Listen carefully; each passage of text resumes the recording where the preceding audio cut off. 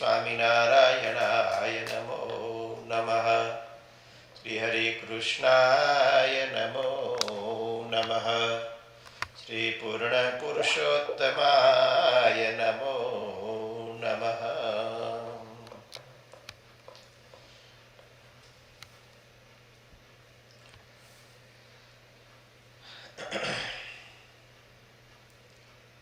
સ્વામિનારાયણ હરે, સ્વામિનારાયણ હરે. લોહિયાનું છઠ્ઠું વચનામૃત ચાલુ છે અને વળી શ્રીજી મહારાજે પ્રશ્ન પૂછ્યો છે, કેવો સાધુ હિંમત સહિત વાત કરતો હોય તો પણ તેનો ત્યાગ કરવો. કેટલો સરસ પ્રશ્ન પૂછ્યો છે. કેવો સાધુ હિંમત સહિત વાત કરતો હોય તો પણ તેનો ત્યાગ કરવો. આ હિંમતથી વાત કરતો હોય અને આગલામાં આવ્યું ને કે હિંમત રહિત વાત કરતો હોય, આમાં મહારાજથી કદાચ હિંમત સહિત વાત કરતો હોય તો પણ એનો ત્યાગ કરવો, એ કેવો હોય? બહુ સરસ પ્રશ્ન છે. મહારાજે હિંમત સહિત ને હિંમત રહિત બે વસ્તુ મહારાજે લઈ લીધી. તેનો ઉત્તર પણ પોતે કર્યો છે. જે સંત કેવળ પોતાના પુરુષાર્થને અધિક કહેતો હોય અને પુરુષાર્થે કરીને જ પોતાને કૃતાર્થ માનતો હોય, પણ ભગવાનનું બળ ન રાખે અને એમ ન સમજે જે આ સાધને કરીને ભગવાનને રાજી કરવા છે, તો તેનો પણ ત્યાગ કરવો. પુરુષાર્થને અધિક રાખીને આગળ રાખીને વાત કરતો હોય. આપણે બધા સાધન કરીએ છીએ, વ્રત કરીએ, જપ કરીએ, તપ કરીએ, યજ્ઞ કરીએ, દાન કરીએ, કંઈ કરીએ.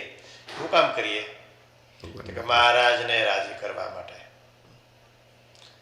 પણ કે મેં એટલા જપ કરી નાખ્યા, મેં એટલા યજ્ઞ કરી નાખ્યા, પાયડા બંગડે તો કેટલાય ચાંદ્રાય જીકી દીધા છે.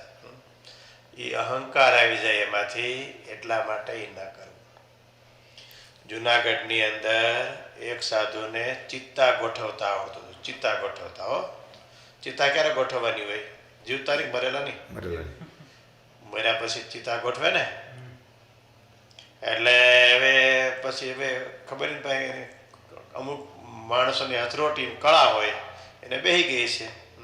એટલે કોઈ પણ સાધુ મંદિરમાંથી ધામમાં જાય એટલે એને બોલાવીને ગોઠવી દે અને એકદમ સરસ અગ્નિ લાગી જાય અને અગ્નિ સંસ્કાર થઈ જાય. અને એમાં પણ એક કળા હોય છે. તો એક વખત એક સાધુ કોઈ ધામમાં ગયા છે. હવે એને કહેવાનું ભૂલાઈ ગયું. આ જો પુરુષાર્થવાળા હોય ને એને અહંકાર હોય, મેં કર્યું એમ જઈએ કહેવાનું રહી ગયું. એટલે આડો રૂમે નિરાતે આસને બેઠો હોય છે કે આગળ બંકડાને બોલાવવા આવશે. અને ઓલા બિચારા ઉતાવળમાં મૃત્યુ પામ્યા હોય, જેના ગુરુ ને બધા હોય ઉતાવળમાં હોય ટાઈમે, એટલે ફટાફટ એનો વિધિ છે કે સ્નાનાદિ કરાવીને કરે, ફટાફટ કે નીકળી મોડું ન થાય. નીકળી ગયા. ત્યાં ગયા ત્યાં યાદ આવ્યું, લે કે ઓલા સાધુ તો નથી આવ્યા ગોઠવનારા, અને બધા ઊભા થઈ ગયા. હવે તો કે જાઓ જલ્દી. હવે દામોદર કુંડથી આગળ નારાયણ ધરો છે, ત્યાં સાધુનો અગ્નિ સંસ્કાર થાય. તો હવે એકદમ દોડતા દોડતા ગયા. વાર લાગે, અડધો કલાક જતા થાય, અડધો કલાક આવતા થાય. તો દોડતા દોડતા ગયા કે ભાઈ હાલો હાલો, તમે બધા પહોંચી ગયા, ત્યાં સબ પણ પહોંચી ગયું છે, તમે હાલો જલ્દી, બધા રાહ જોવે છે. મને ખબર જ હતી, મને ખબર આગળ આવશે, પણ સામે હાલીને ન ગયો. સમજી ગયા? ખબર જ હતી. અહીંયા ગયા તો એટલે બધા કહો આવ્યો એટલે આવ્યો, સારું બહુ સારું ગયા. હવે એમાં શું મોટી વાત છે? તો 60 ને તો બાળી નાખ્યા, તો 61મો છે. આમાં આવી ચિત્તાઓ ગોઠવી શું મોટી વાત છે? 60 ને તો બાળી નાખ્યા, 61મો છે. એને મરવાનું પણ યાદ નથી આવતું, અને એને એક ચિત્તા ગોઠવવાનો ગુણ છે, તો પણ એટલો અહંકાર આવી જાય છે. તો ઘણી વખત આપણી પાસે પણ કંઈક કળા હોય. કોઈને સારું કોમ્પ્યુટર આવડતું હોય, કોઈને સારી રસોઈ આવડતી હોય, કોઈને સારું બીજું ગાવાનું, બીજું ત્રીજું. કળાઓ તો ભગવાનને રાજી કરવાની ઘણી બધી છે. કંઈક આવડતું હોય, અને એમાં જો આપણે સમુદાય હોય 100-200 જણાનો, એમાં આપણની પાસેથી એક ભગવાને આપ્યું હોય વરદાન, તો આપણને અહંકાર આવી જવાની શક્યતા છે. હું કરું એ બરોબર થાય. સારું વેક્યુમ કરતા આવડતું હોય તો કે આ બધા જોની ફૂહડ જેવું કરે છે ને આવા છે ને તેવા છે, કંઈ આવડે છે આવા નવા રખડા જાય નહીં, એમ કરીને અપમાન કરી નાખે. ઘણી વખત અમારે જૂના જમાનામાં બહુ એવું હતું. હવે તો બહુ સોબર થઈ ગયું છે. અમારા જમાનામાં અમે સાધુ થયા, ધર્મચરણ સ્વામી જેવડા હતા, અમે કહેવાય ને તો અમારે ત્યારે એવી પરિસ્થિતિ થોડીક હતી જે હોય જે કોઈક એવા હોય. પણ એ કોઈ પણ ગુણ છે એનો અહંકાર આવે એટલે અહંકાર છે એ આપણે સત્સંગમાંથી ફેંકી દે છે. અહંકાર છે એ સત્સંગમાંથી ફેંકી દે છે. માટે અહંકાર તો કોઈ વસ્તુનો જોઈએ જ નહીં. આવડે છે તો ભગવાનની કૃપા છે. બીજાને નથી આવડતું, મને ભગવાને એટલી કૃપા કરી અને ભગવાને મને આ કળા આપી છે તો મારે સેવાનો લાભ મળે છે. આપણે સેવા કરતા હોઈએ મંદિરમાં કે ગમે ત્યાં ભક્તોની સંતોની, તો એમાં બે ભાવ હોય. એક તો હું સેવા કરું છું, બીજો કે મને સેવાનો લાભ મળ્યો. આ બેમાં ફરક કેટલો? હું સેવા કરું અને મને લાભ મળ્યો. લાભ મળ્યો એમાં અહોભાવ છે, દિનપણું છે. બીજાને ન મળ્યો અને મને મળ્યો એ અહોભાવ કહેવાય. અને હું કરું એટલે બીજા બધા તો ઢોળખોડિયા છે અને હું એક બરોબર છું એમ છે. અહંકાર આવે અને અહંકાર આવે એટલે કોઈ સાધન શોભે નહીં. મહારાજ કે ગમે એવી હિંમત સહિત વાત કરતો હોય, નિષ્કુળાનંદ સ્વામીને કથા કરતો જ નિષ્કુળાનંદ સ્વામીની કડીઓની રમઝટ બોલતી હોય અને એવી કથા કરે અને પણ અહંકારનો પાર ન હોય તો એ કથાનો પણ કોઈ અર્થ નથી. એ પેલા કરનાર જ પણ સમજો નથી કે મારી જેવી કોઈ કથા ન કરી શકે, મારી જેવું કોઈ આ ન કરી શકે.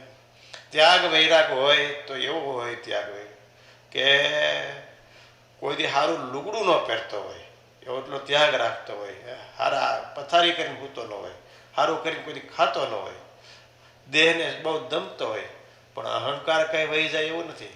અહંકાર તો એના કરતા મોટો થાય. ઉપનિષદમાં એક કથા આવે છે કે એક ઋષિ તપ કરતા હતા જંગલમાં, ઘોર જંગલ. એટલે ઋષિ તપ કરવા બેઠા, સામે એક બિલાડો બેઠો. ઋષિ ઝાડવા હેઠે સાઈડે શાંતિથી આંખી મીચીને ધ્યાન કરે, તપ કરે, સાધના કરે. અને બિલાડો તડકે સામે બેઠો એની સામે જોઈને. તો ઋષિ કાંઈ ખાય નહીં, પીવે નહીં, ખાલી ફળ ફૂલ કે પાંદડા ખાઈને તપ કરે. તો ઋષિ 6 મહિના થયા ને એટલે દુબળા પડવા મળે, પાતળા પાતળા. અને બિલાડો પણ કાંઈ ખાય નહીં. તો બિલાડો જાડો થતો ગયો. અને ઋષિને એમ થયું કે હું તો પાંદડા ખાઉં છું, આ તો કાંઈ નથી ખાતો, તો એ જાડો થતો છે, હું દુબળો થતો છું. હું સાઈડે બેઠો, તડકે બેઠો છું, તો એ જાડો થાય છે. તારું કારણ હું? એને બહુ આશ્ચર્ય થયું. એને પ્રશ્ન પૂછ્યો બિલાડાને કે ભાઈ હું તપ કરું ને હું જાડો પાતળો થાવ તો એમને તું જ તપ કરશો તો તું જાડો થા, તું છો કોણ? તો ન ઓળખો કે નહીં, હું તમારો અહંકાર છું. તમે જેટલા પાતળા થશો એટલે હું જાડો થઈશ. તમે જેટલા પાતળા થશો અને જેટલી સાધના વધારે એટલો હું જાડો મજબૂત મસ્ત થઈ જાય છે. આ બિલાડાની ને ઋષિની વાત નથી. ઘણી વખત સત્સંગમાં આપણે પણ વિચારવું પડે કે ભાઈ આપણે આવું નથી થતું ને. આપણે કે ભગવાનને સારો ગુણ આપ્યો હોય અને આપણે ક્યારેક આવું થાય કે ભાઈ મારા જેવું કોઈ નહીં. એટલે મુક્તાનંદ સ્વામીએ સરસ કીર્તનમાં લખ્યું છે, હું ટળે હરી ઢૂંકડા તે ટળાય દાસે રે. મુક્તાનંદ મહાસંતને પ્રભુ પ્રગટ પાસે રે. એ અનુભવીને અંતરે રહે રામ વાસ રે.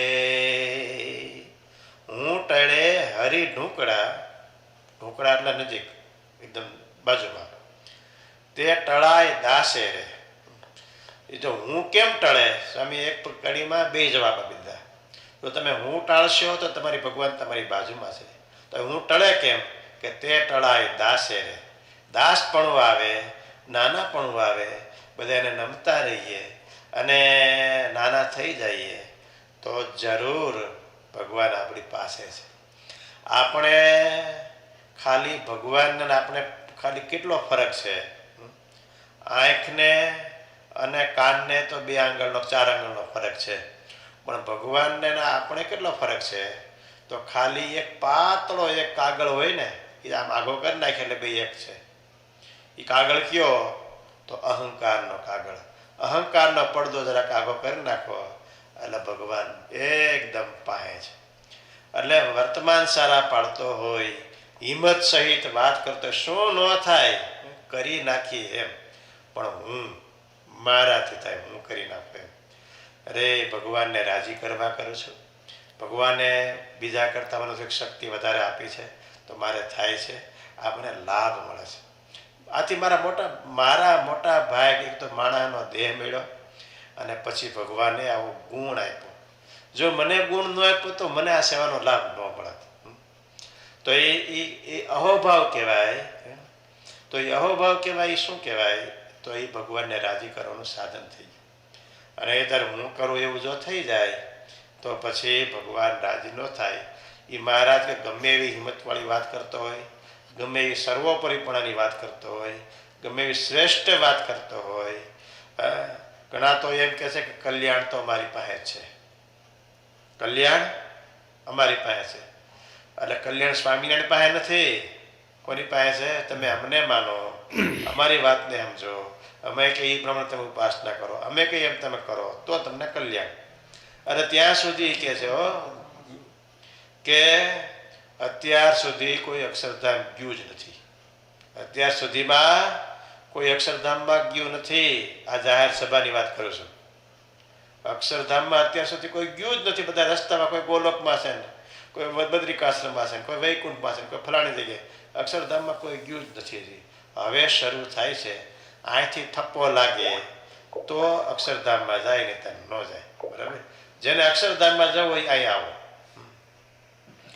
બીજે ક્યાંય નહીં. બીજા મંદિરમાં નહીં, બીજા સ્થાનમાં નહીં, બીજા ગુરુ પાસે નહીં, બીજે ક્યાંય નહીં. ખાલી મારી પાસે જ અક્ષરધામનો પરવાનો છે. આવી રીતે માણસોને વાતો કરતા હોય છે. તો મેં તો સીધો તર્ક કર્યો. મેં ગોપાળાનંદ સ્વામી અક્ષરધામમાં ગયા નથી, ગુણાતીતાનંદ સ્વામી ગયા નથી, બ્રહ્માનંદ સ્વામી ગયા નથી, આ બધા તો ગયા જ નથી. એ ક્યાંક બીજે ગોલોકમાં વૈકુંઠમાં બીજે આટા મારતા હશે એવું થયું ને. એનો મતલબ તો એવો થયો. અને હવે એને જો અક્ષરધામમાં જવું હોય તો અહીં થપ્પો મારવા આવવું પડે. જેમ અમેરિકામાં વિઝા રિન્યુ કરવા હોય તો ઇન્ડિયા જઈને પછી અહીંયા ઇન્ડિયાને અમેરિકાની એમ્બેસી હોય એમાં થપ્પો મરાવી પછી અહીં આવી શકાય. એમ વિઝા રિન્યુ કરવા માટે આવવું પડે.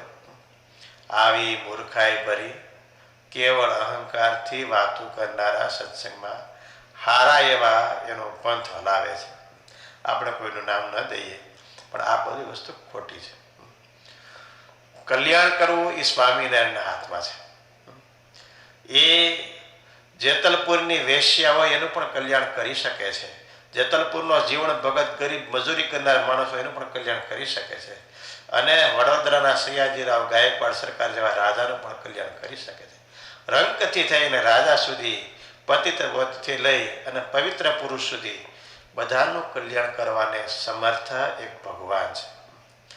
આપણને તો વચ્ચેથી એટલો લાભ મળી ગયો કે એને રાજી કરવાનું સાધન છે. હમણાં અમે એને જિજ્ઞેશભાઈ બેઠા હતા અમારા આસને, ત્યારે જિજ્ઞેશભાઈ બહુ એક સરસ પ્રશ્ન કર્યો કે ઘણા લોકોને આંખ ન હોય, બિચારા આંધળા હોય, કાન ન હોય તો બધું સાંભળતા ન હોય, અથવા લવલા લંગડા હોય, તો આ બધું હોય તો એને તો એ પ્રારબ્ધ કહેવાય કે શું કહેવાય? મેં કીધું તો પ્રારબ્ધ કહેવાય.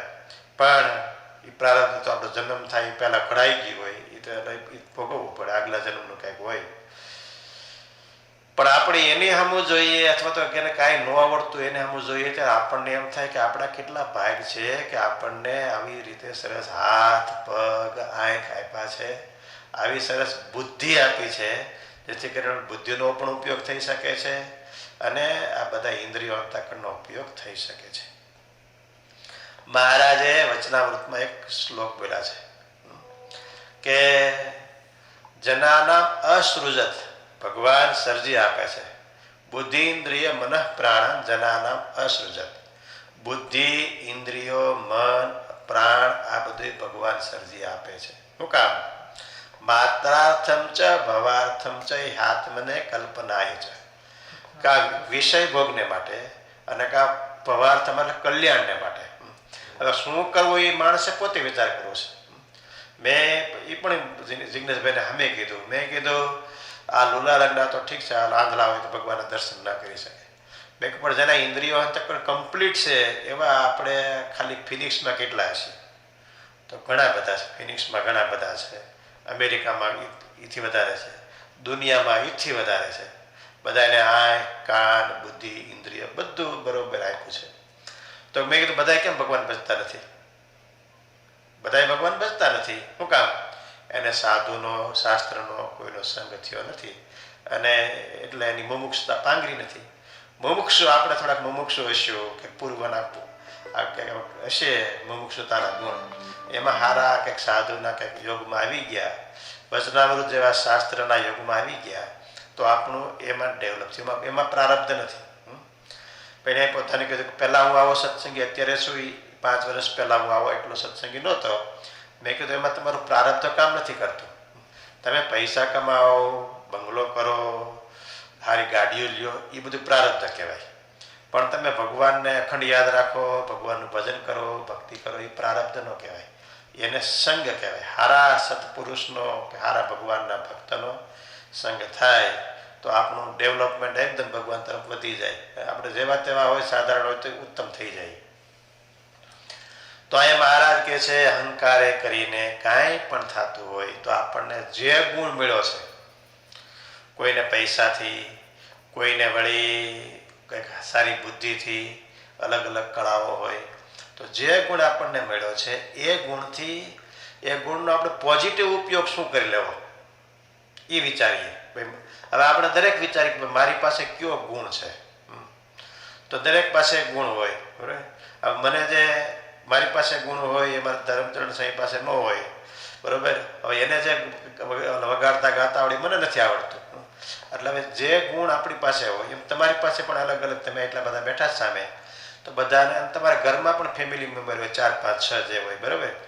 એ બધા જ પાસે અલગ અલગ સ્કિલ હોય. પણ એ સ્કિલનો ઉપયોગ આપણે ભગવાનને રાજી કરવા માટે જેટલો કરીએ એટલો સદુપયોગ કહેવાય. અને એ સ્કિલનો ઉપયોગ ન કરીને ખાલી પડી રહીએ તો એ આપણે શાકભાજી પડ્યું હળી જાય, લંગાઈ જાય, તો એ શું કામનો?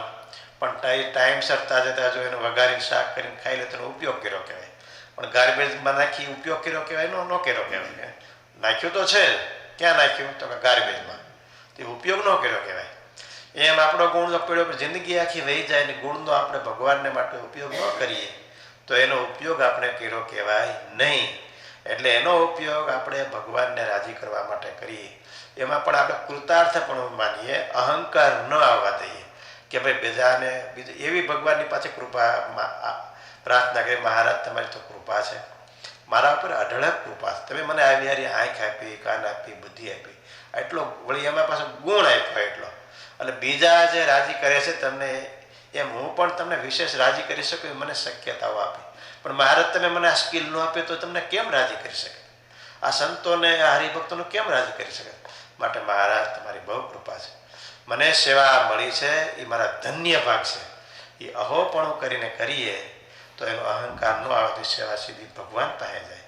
અને બાકી ગમે એવી હિંમત સહિત આપણે અહંકારથી સેવા કરીએ, વાત કરીએ, કંઈ પણ કરીએ તો એ સેવામાં અહંકારનો પડદો આડો આવી ગયો એટલે સેવા ભગવાનને ન પોગી, પણ કોને પોગી? એ અહંકારને પોગી. બીજા ભગવાન સુધી સેવા પહોંચે નહીં.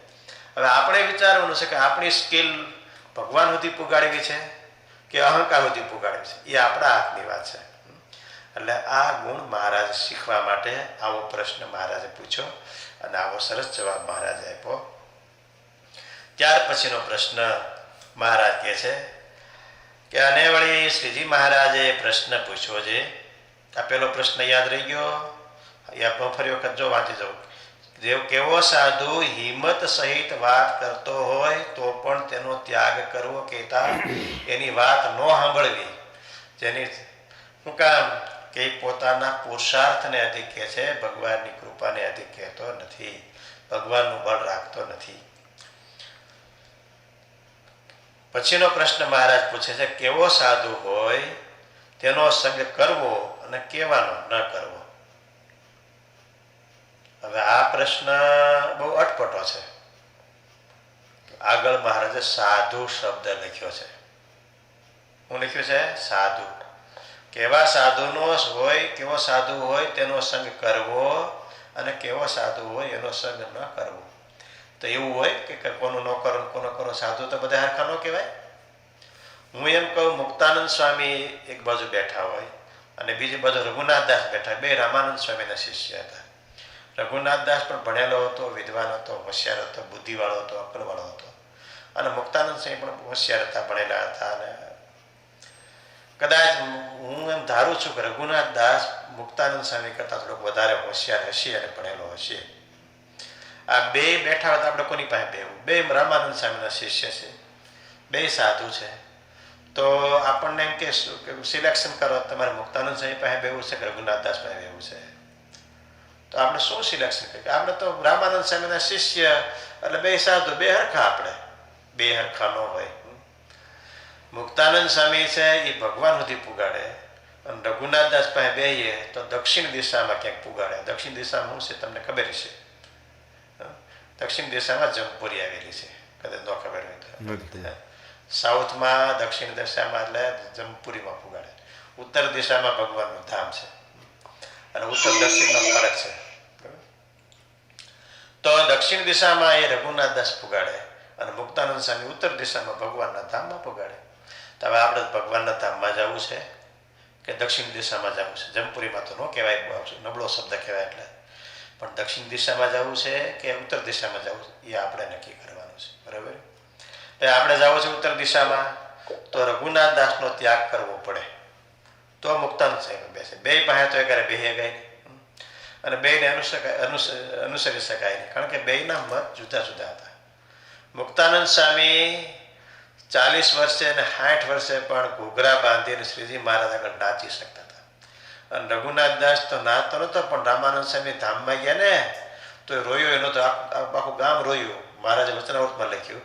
એ તો બિચારા દાંત કાઢતો કે જાય, હારું કર્યું ડોહો ગયો એ મીરો એ દાંત કાઢતો જાય, તાળી દેતો જાય. એનો શોખ તો ગુરુ ધામમાં ગયા એનો શોખ ન થયો, પણ કે સારું આવા ગઈડા જાય તો આપણો કોકનો વારો આવે. જાય ખોખું તો ઘર થાય ચોખ્ખું, એમ સારું થયું ગયા. એ અમુકનો રાજી થયો. મુક્તાનંદ સ્વામી બધા સંતો રડતા હતા, આમાં ગુરુ વહી ગયા. એટલે આસુરી ભાવ કહેવાય. એ રઘુનાથદાસને કોઈ દી હવળું પડ્યું નહીં. એને કાયમ રામાનંદ સ્વામીનું પણ ઊંધું લીધું કે રામાનંદ સ્વામી તો ઉંમર થઈ, 60 બુદ્ધિ નાઠે ગઈઢા થયા એટલે એની બુદ્ધિ નસી ગઈ છે. એને ક્યાં કાંઈ ખબર પડશે? હું સમજુ છું, હું જ્ઞાની છું અને હું કેટલા માણસોને સાચવી લઉં, એનામાં ક્યાં કાંઈ છે? ગુરુનું પણ અવળું પીડ્યું, મહારાજ સાથે પણ અવળું પીડ્યું અને મુક્તાનંદ સ્વામી સાથે પણ અવળું પીડ્યું. છેવટે વિમુખ થયો અને અમદાવાદમાં અલગ થઈને રહ્યો અને છેલ્લે પછી એને અલગ રહીને જિંદગી પૂરી કરી. પણ હવે આપણે નક્કી કરવાનું, રઘુનાથદાસને પણ સાધુ કહેવાય અને મુક્તાનંદ સ્વામીને પણ સાધુ કહેવાય. તો મહારાજ કહેવાય તમારે કોની પાસે બેવું? તો આપણે શું નક્કી સિલેક્શન કરીએ? તો આપણે કઈ મુક્તાનંદ સ્વામી અત્યારે કહીએ છીએ. શું કામ? આપણે મુક્તાનંદ સ્વામીનું નામ સાંભળ્યું છે. પણ હું કહું તમે મુક્તાનંદ સ્વામી નામ તો સાંભળ્યું છે બરાબર, પણ અત્યારે મુક્તાનંદ સ્વામી નથી, તો અત્યારે તમને કોઈ સિલેક્શન કરવાનું કે તો તમારે સિલેક્શન કરવું પડે ને. ભાઈ વર્તમાન નિયમ ધર્મ પાળતા હોય, ભગવાનમાં હેતવાળા હોય, ભગવાનમાં આપણે જોડતા હોય, સતઅસતનો વિવેક હોય અને આપણને કંઈક મોક્ષ માર્ગની વાત આપણે ગળે ઉતરે એવી આપણે કંઈક આપણું હિત થાય એવું કરતા હોય અને એક એવા હોય ને જગતને માર્ગે ચડાવી દેતા હોય, લાવો રસોઈ ખાઓ લાડવા કરો મજા ને અમે ખાઈ તમે ખાઈ મજા કરી જલસા કરી. બાકી તો સ્વામિનારાયણ તો અધમ ઉદાહરણ પતિત પાવન છે. ઓલી બીબડીને લઈ ગયા, ઓલી વેશ્યાને લઈ ગયા, ઓલી ફલાણા લઈ ગયા, તો આપણે નહીં લઈ જાય. એવી જેવી તેવી વાતો કરતા હોય અને રખડતા હોય, પાનને ગલે બેહી પિચકારીઓ મારતા હોય. એને પગે લાગીને પાસે બેહી તો આપણામાં કંઈ સદગુણ ન આવે, આપણે પાન ખાતા તમાકુ ખાતા થઈ જાય. એટલા માટે મહારાજે વિવેક બતાવ્યો છે કે કેવો સાધુ હોય તેનો સંગ કરવો અને કહેવાનો ના કરવો. ત્યારે તેનો ઉત્તર પણ પોતે કર્યો છે. વર્તમાન પણ સુધા સારા પાળતો હોય. જો જવાબ કેટલો વિચિત્ર છે. આપણે તો જે આ જવાબ પકડાય નહીં. પેલા તો વર્તમાન પણ સુધા સારા પાળતો, એટલે દ્રઢપણે સારામાં સારા વર્તમાન પાળતો હોય ને નિશ્ચય પણ હોય ને તે પાસે આપણે રહેતા હોઈએ ને આપણને ટોકે નહીં ને પંપોળીને રાખે ને જાપરો રાખે તો મુક્તાનંદ સ્વામી જેવો લોક વ્યવહારે મોટો કહેવાતો હોય તો તેનો પણ સંગ ન કરવો. અને જે સંત પોતાને ટોક્યા કરે ને જે સ્વભાવ હોય તે દેખે તે ઉપર ખટકો રાખે ને તે ન ટળે ત્યાં સુધી વાત કર્યા કરે ને લલોચપો ન રાખે ને તે લોક વ્યવહારે કદાચ મોટો ન કહેવાતો હોય તો પણ તેનો સંગ કરવો. લ્યો કેટલો સરસ મહારાજે જવાબ આપ્યો. વર્તમાન સુધા સારા પાડતો એટલે આમ એકદમ વ્યવસ્થિત હોય. પંચવર્તમાન છે સાધુના કે હરિભક્તના વર્તમાન હરિભક્ત પડતા હોય, સાધુના સાધુ પડતા હોય, નિષ્કામ, નિર્લોભ, નિસ્વાદ, નિર્માન વગેરે એ બરોબર વ્યવસ્થિત પાડતો હોય. પ્રતિદાયકના વર્તમાન બરોબર પાડે છે અને નિશ્ચય પણ બરોબર છે. એટલે બે વસ્તુ સારામાં સારી એની પાસે પોઝિટિવ બધું છે, પણ એક ગુણ નથી. હું ટોકવાનો, રોકવાનો, યાદી આપવાનો, તમારે આમ ન કરાય, તમારે આમ ન કરાય. એ આપણને યાદી ન આપે અને ગમે એવો હારો હોય તો પણ એનો સંગ ન કરો. શું કામ? હવે એ પોતે હારો છે તેનું કલ્યાણ કરી જશે, પણ આપણે ટોકે નહીં તો આપણને ખબર કેમ પડે? આપણી ભૂલ દેખે, આપણને ટોકે અને આપણને પાછા વાળે, રોકે તો આપણે એને સારું માનો. પછી લોક વ્યવહાર મોટો હોય કે ન હોય. મુક્તાનંદ સ્વામી જેવા શ્રેષ્ઠ હોય તોય મહારાજે ના પાડી, તો બીજાની તો વાત ક્યારે? માટે એવું મહારાજે આજ્ઞા કરી છે. શાસ્ત્રીજી મહારાજની વાત તો તમે કદાચ સાંભળી છે. અમે તો સાથે રહ્યા છીએ. સ્વામીનું કાર્ય મેક્સિમમ વઢવાનું હતું. વઢવામાં કદાચ આપણા આખા સંપ્રદાયમાં શાસ્ત્રીજી મહારાજ જેટલું વઢી શક્યા છે એના જીવનમાં એટલું કોઈ નહીં વઢ્યું હોય આખા ઇતિહાસમાં, હિસ્ટ્રીમાં. એટલું નાની નાની વસ્તુ હોય પણ એને એટલો ખટકો હોય કે કાંઈ પણ આપણે હજી અમે જ્યારે વિદ્યાર્થી હતા ને ત્યારે તમને એક વાત કરી દઉં સરસ. અમે વિદ્યાર્થી હતા, હું ત્યારે ભણતો હતો અમદાવાદ ગુરુકુલમાં.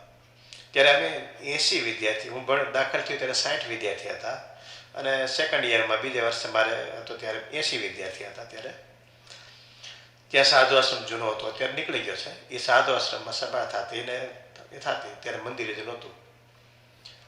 એક બાજુ સાઈડમાં થોડોક ભાગ હતો, એમાં સંત આગળ સ્વામી ઊભા હોય, પાછળ બધા સંતો ઊભા હોય, ઠાકોરજીની આરતી થતી હોય. એક સાઈડમાં બધા વિદ્યાર્થીઓ લાઈનમાં આપણે સિસ્ટમ પ્રમાણે બધા ગોઠવાઈ ગયા હોય અને આરતી પછી રામકૃષ્ણ ગોવિંદ બધું બોલાતું હોય. સ્વામી પણ એકદમ સ્થિર ઊભા હોય. સ્વામીની વૃત્તિ જ્યારે આરતીમાં, સ્તુતિમાં, પ્રાર્થનામાં ઊભા હોય ત્યારે એકદમ મહારાજને હોય, છતાં એને બધી ખબર હોય.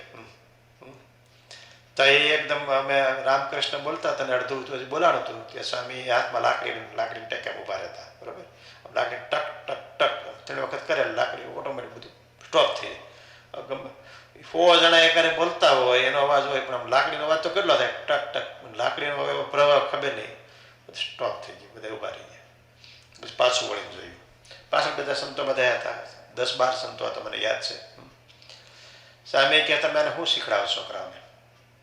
હવે રામકૃષ્ણ ગયું તો અધૂરું રહ્યું, પણ તમારા છોકરાને શું શીખડાવો છો? એમ કરીને એવા વૈઢા.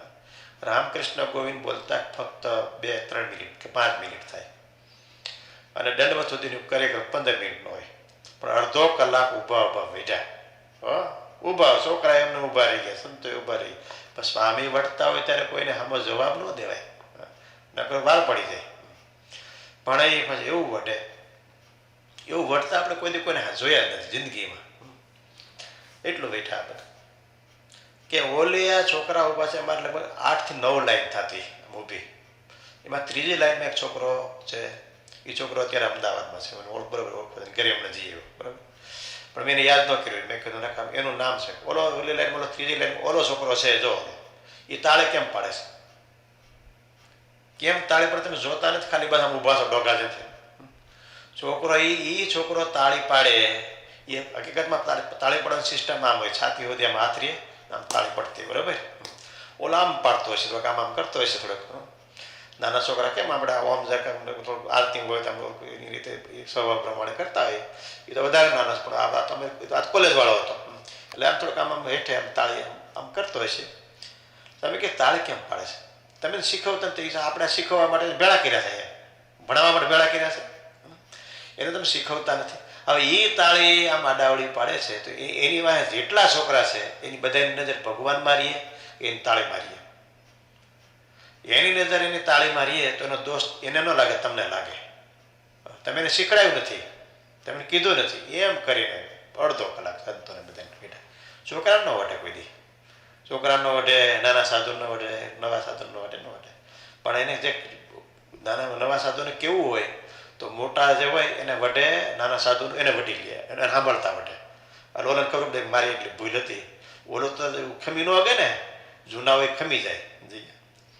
તો આવી રીતે ટોકતા બહુ નાની નાની ક્રિયામાં હાલતા હોય અને જો આમ જરાક બે ડગલા આગા પાછા કંઈક ફેર પડે તો એ વટે.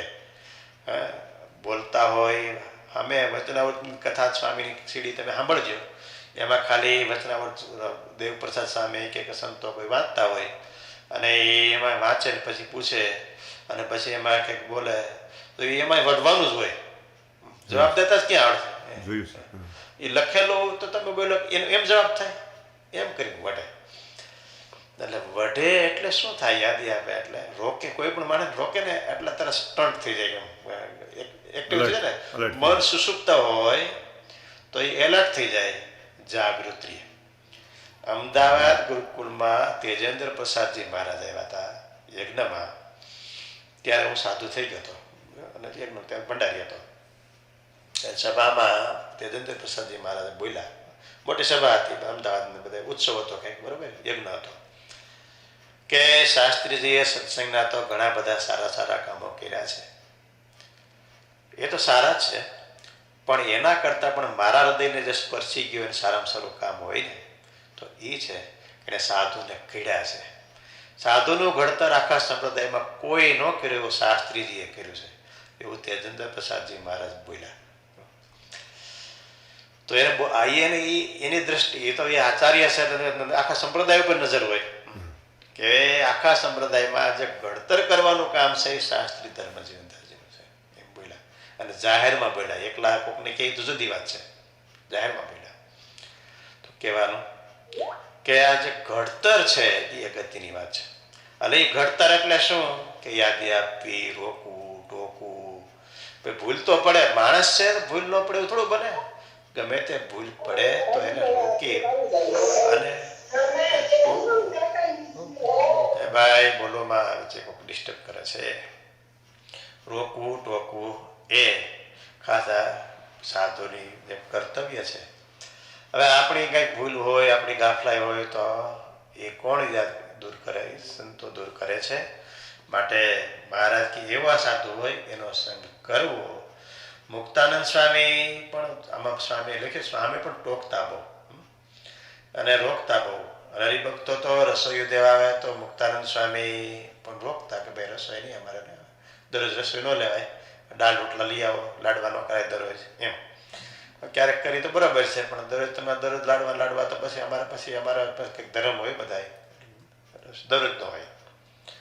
તો એ રોકતા તો ઘણાને ગમતું કે ના સ્વામી સારું કરે છે, બરાબર, નહીં તો દરરોજ બનાવે તો બનાવે એટલે જમાવીને રહેવાય નહીં, અને એ જ બનાવી બીજું હોય લાડવા દાળ બીજું કંઈ હોય નહીં. પણ કોકને ન ગમતો હોય તો એમ કે આ મુક્તાનંદ ઓલો બિચારો દેવા આવે છે, એનો ભાવ છે, એને ખાતો તો ખાવાય દેતો નથી. એટલે મહારાજને પત્ર લખ્યા, મોદકાનંદ અને અનાત્માનંદ થકી રક્ષા કરજો. મહારાજ ઉપર ચિઠ્ઠી લખી. ચિઠ્ઠી મહારાજે વાંચી અને પછી મુક્તાનંદ સ્વામી આવ્યા કે આ તમારા મંડળમાંથી એક ચિઠ્ઠી આવી છે, આ શું છે? આ મોદકાનંદ તો આપણે કોઈ સાધુ બનાવ્યા નથી અને અનાત્માનંદ કે આપણે કોઈ બનાવ્યા નથી, કોણ છે આ બેની રક્ષા માગે છે? પૂર્વે તમે પ્રહલાદની રક્ષા કરી, ધ્રુવની રક્ષા કરી, એમાં આના થકી આ બે થકી અમારી રક્ષા કરજો. મહારાજ કે મહારાજ મોદકાનંદને મારું નામ પાડ્યું છે, મુક્તાનંદ સાહેબનું નામ પાડ્યું છે મોદકાનંદ, અને અનાત્માનંદ એટલે આ આત્માનંદ સ્વામીને અમે બે જણા ના પાડીએ એટલે એનાથી સહન ન થાય, એટલે એને ખાવું હોય ને તો મહારાજ કે ચાલો સાધુ થયો છે અને આ ખાવા ખાવા હાટું સાધુ થયો છે એમ કરીને મારે લંગરાયો એને. પણ કહેવાનું કે આપણને કોઈ ટોકતા હોય તો આપણને ગમવું જોઈએ, કારણ કે આપણા સ્વભાવ ઉપર ટોકે ત્યારે જરૂર આપણને ઓલું વહમું તો લાગે, પણ વહમું લાગે પણ આપણા જીવનું સારું કરવું છે એટલા માટે ટોકે ગમે તો આપણા જીવનું સારું થાય. અને પસંદગી આ સિલેક્શન કરવાનું છે મહારાજ. બે પ્રકારના છે, એક સાધુ ટોકે એવા છે અને એક સાધુ ટોકે એવા નથી. તો કોની પાસે બેવું? પણ ટોકે એવા છે એ કદાચ બહુ ભણેલા નથી ને અભણ જેવા છે, અને ટોકે એવા નથી અને ખાલી આપણે એમ જાપરો રાખે એટલે મહામાં હાથ ફેરવા કરે તો બહુ સારો, તો બહુ સારો, તો બહુ આમ, તો બહુ આમ, તું ગુણિયેલ, તું ખૂબ દાન કરીને, તું બહુ પૈસાવાળું, તું આમ. આપણા ખાલી વખાણ કર્યા કરતા મોટી સભામાં જાહેરમાં એમ કે ગોલ્ડન ને પ્રેમવાળા છે ને ફલાણું આમ છે ને આમ છે ને દાનેશ્વરી દાદા ખાતે વાય રાખી દેવા, આવું બધું બોલે વખાણ કરે એવા પણ એક છે. અને એક ટોકે છે. બેમાં કોની પાસે બેવું એ સિલેક્શન આપણે કરવાનું છે. આ કોઈને કહેવાની વસ્તુ નથી, આપણે વિવેકથી સિલેક્શન કરીએ એ મહારાજા કે અમને શીખડાવે છે. એટલે તું વાંચવું છે કે આમાં વાંચવા આગળ તમને જે તમને મજા આવે તો બે વાંધો નથી, પણ ઓલો થોડુંક ફરતું હોય તો હશે બધા એટલે એમ. બાકી તો અહીં બધું છે પોથીયું તો બધી ભેગી જ છે. બીજી પોથી ખોલું તો મહારાજનું આપણે કાલે તો વાંચ્યું નહોતું, પરમ દિવસે વાંચ્યું ત્યારે મહારાજ કારિયાણીમાં હતા અને કારિયાણીનો પ્રસંગ આપણે વાંચ્યો હતો. પછી મહારાજ કારિયાણીથી આગળ ચાલે છે. એ હરિરામૃતની અંદર લખે છે,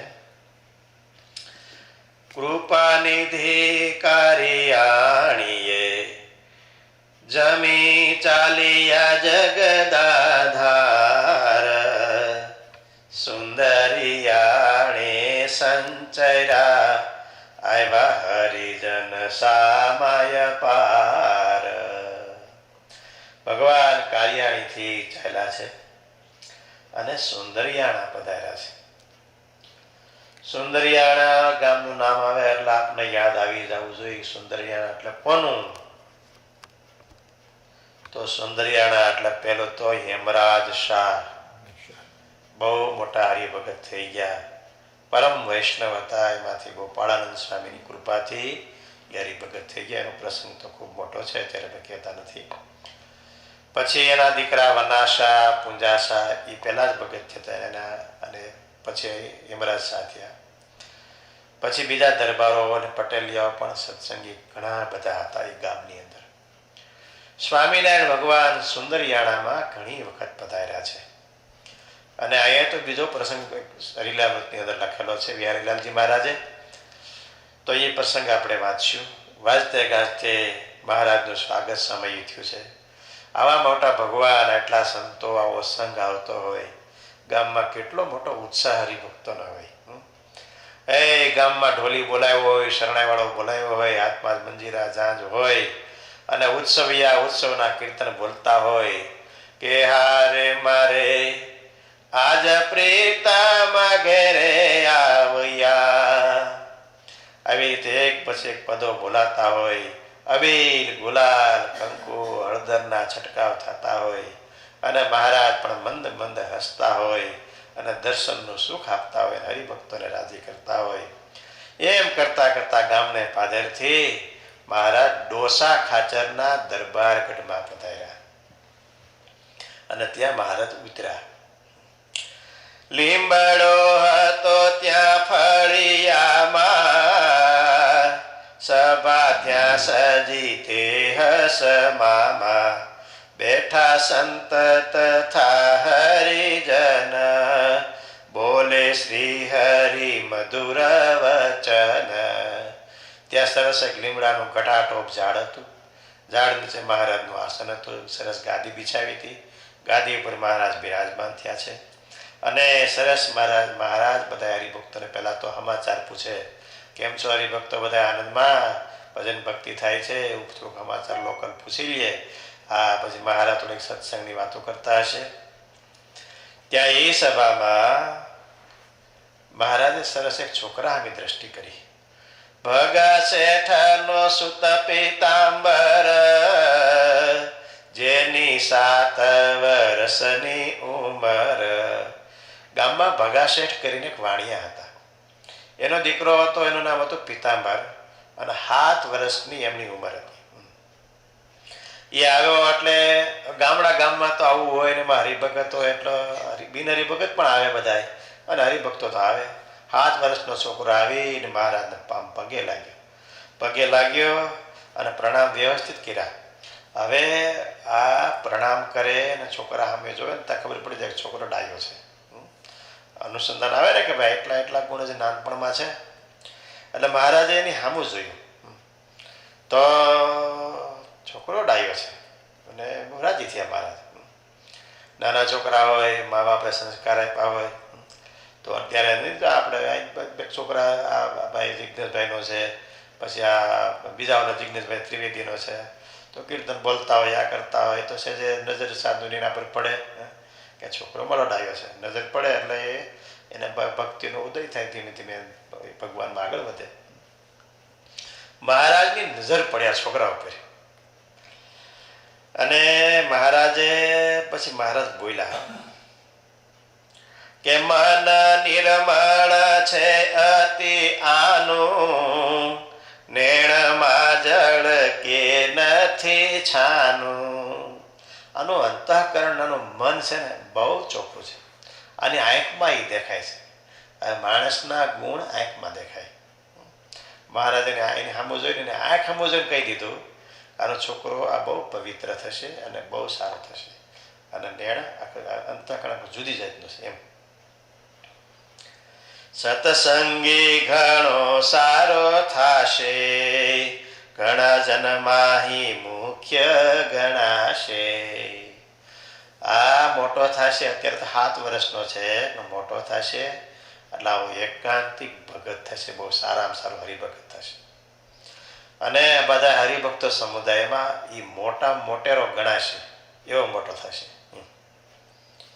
એવા માવના શેઠને ઘેર, કૈરો વર્ણીએ થાળ સુંદર. મુકુંદાનંદ બ્રહ્મચારીએ સરસ થાળ વનાશા શેઠને ત્યાં ઘરે, સુંદરિયાણા ભાઈ એમરાશાના દીકરા વનાશા, એને ઘરે થાળ ત્યાં બનાવ્યો. સભા અહીંયા હતી, થાળ ત્યાં હતો. એટલે ત્યાં થાળ તૈયાર થયો છે એટલે બોલાવા આવ્યા મહારાજ. થાળ તૈયાર થઈ ગયા છે, રસોઈ ગરમ છે, તો જમવા પધારો. એટલે મહારાજ ત્યાંથી ઊભા થયા અને વનાશાને ત્યાં જમવા માટે ગયા. પગમાં છે જે કંઈક પહેરવું હોય, મોજડી પહેરી હતી મહારાજે એ સમયે, મોજડી પહેરી એને ગયા. મોજડી જૂના જમાનામાં મોજડી ક્યાં ઉતારવાની હોય? પગર ક્યાં? પગથિયા મોસરીમાં નીચે ઉતારે, ઉપર ન ઉતારે. અત્યારે જેમ ઘરમાં બધી ફરતા હોય ને એવું ન હોય, પણ જૂના જમાનામાં નીચે ઉતારે ને પછી પગથિયે પછી થોડુંક ઉપર થારો હોય, ઉપર ચડાય 2 પગ ટપા, ઓસરીમાં જાય. પણ ચપ્પલ હોતા ઓસરી, એટલે મહારાજે પણ મોજડી નીચે ઉતારી અને મહારાજ ઉપર ગયા. વર્ણીએ પગ ધોવરાવ્યા, હાથ ધોવરાવ્યા, મુખારવિંદ ધોયું, અને મહારાજ બાજુ ડાળો તો એની પર જમવા બેઠા. એ સમયે મહારાજ જમવા બેઠા ત્યારે આ પીતાંબર હતો ને એ પણ મહારાજની વાહ આવ્યો. ભગા શેઠ તનુજ પીતાંબરે, દીઠી મોજડી એ અવસરે. આ પીતાંબર 7 વર્ષનું છોકરું છે એટલે મહારાજ, આ મોજડી કોની છે? તો કે મહારાજની છે. હા, મહારાજની મોજડી તો બહુ સારી કહેવાય. અને આ મોજડી એટલે બહુ એમાં દિવ્ય ભાવ છે મોજડીમાં. જાણ્યું કોઈક આ લઈ જાશે, માટે રાખું હું સાચવી પાસે. મહારાજ તો જમવા બેઠા છે, બધા ઉપર દર્શન કરે છે, હેઠ જ કોઈ છે નહીં. મોજડી તો હેઠ પગથિયે પડી હોય અને કોઈક લઈ જાય તો મહારાજ શું પહેરશે? તકલીફ થાય મહારાજને. અને હું આને સાચવીને રાખું. ત્યારે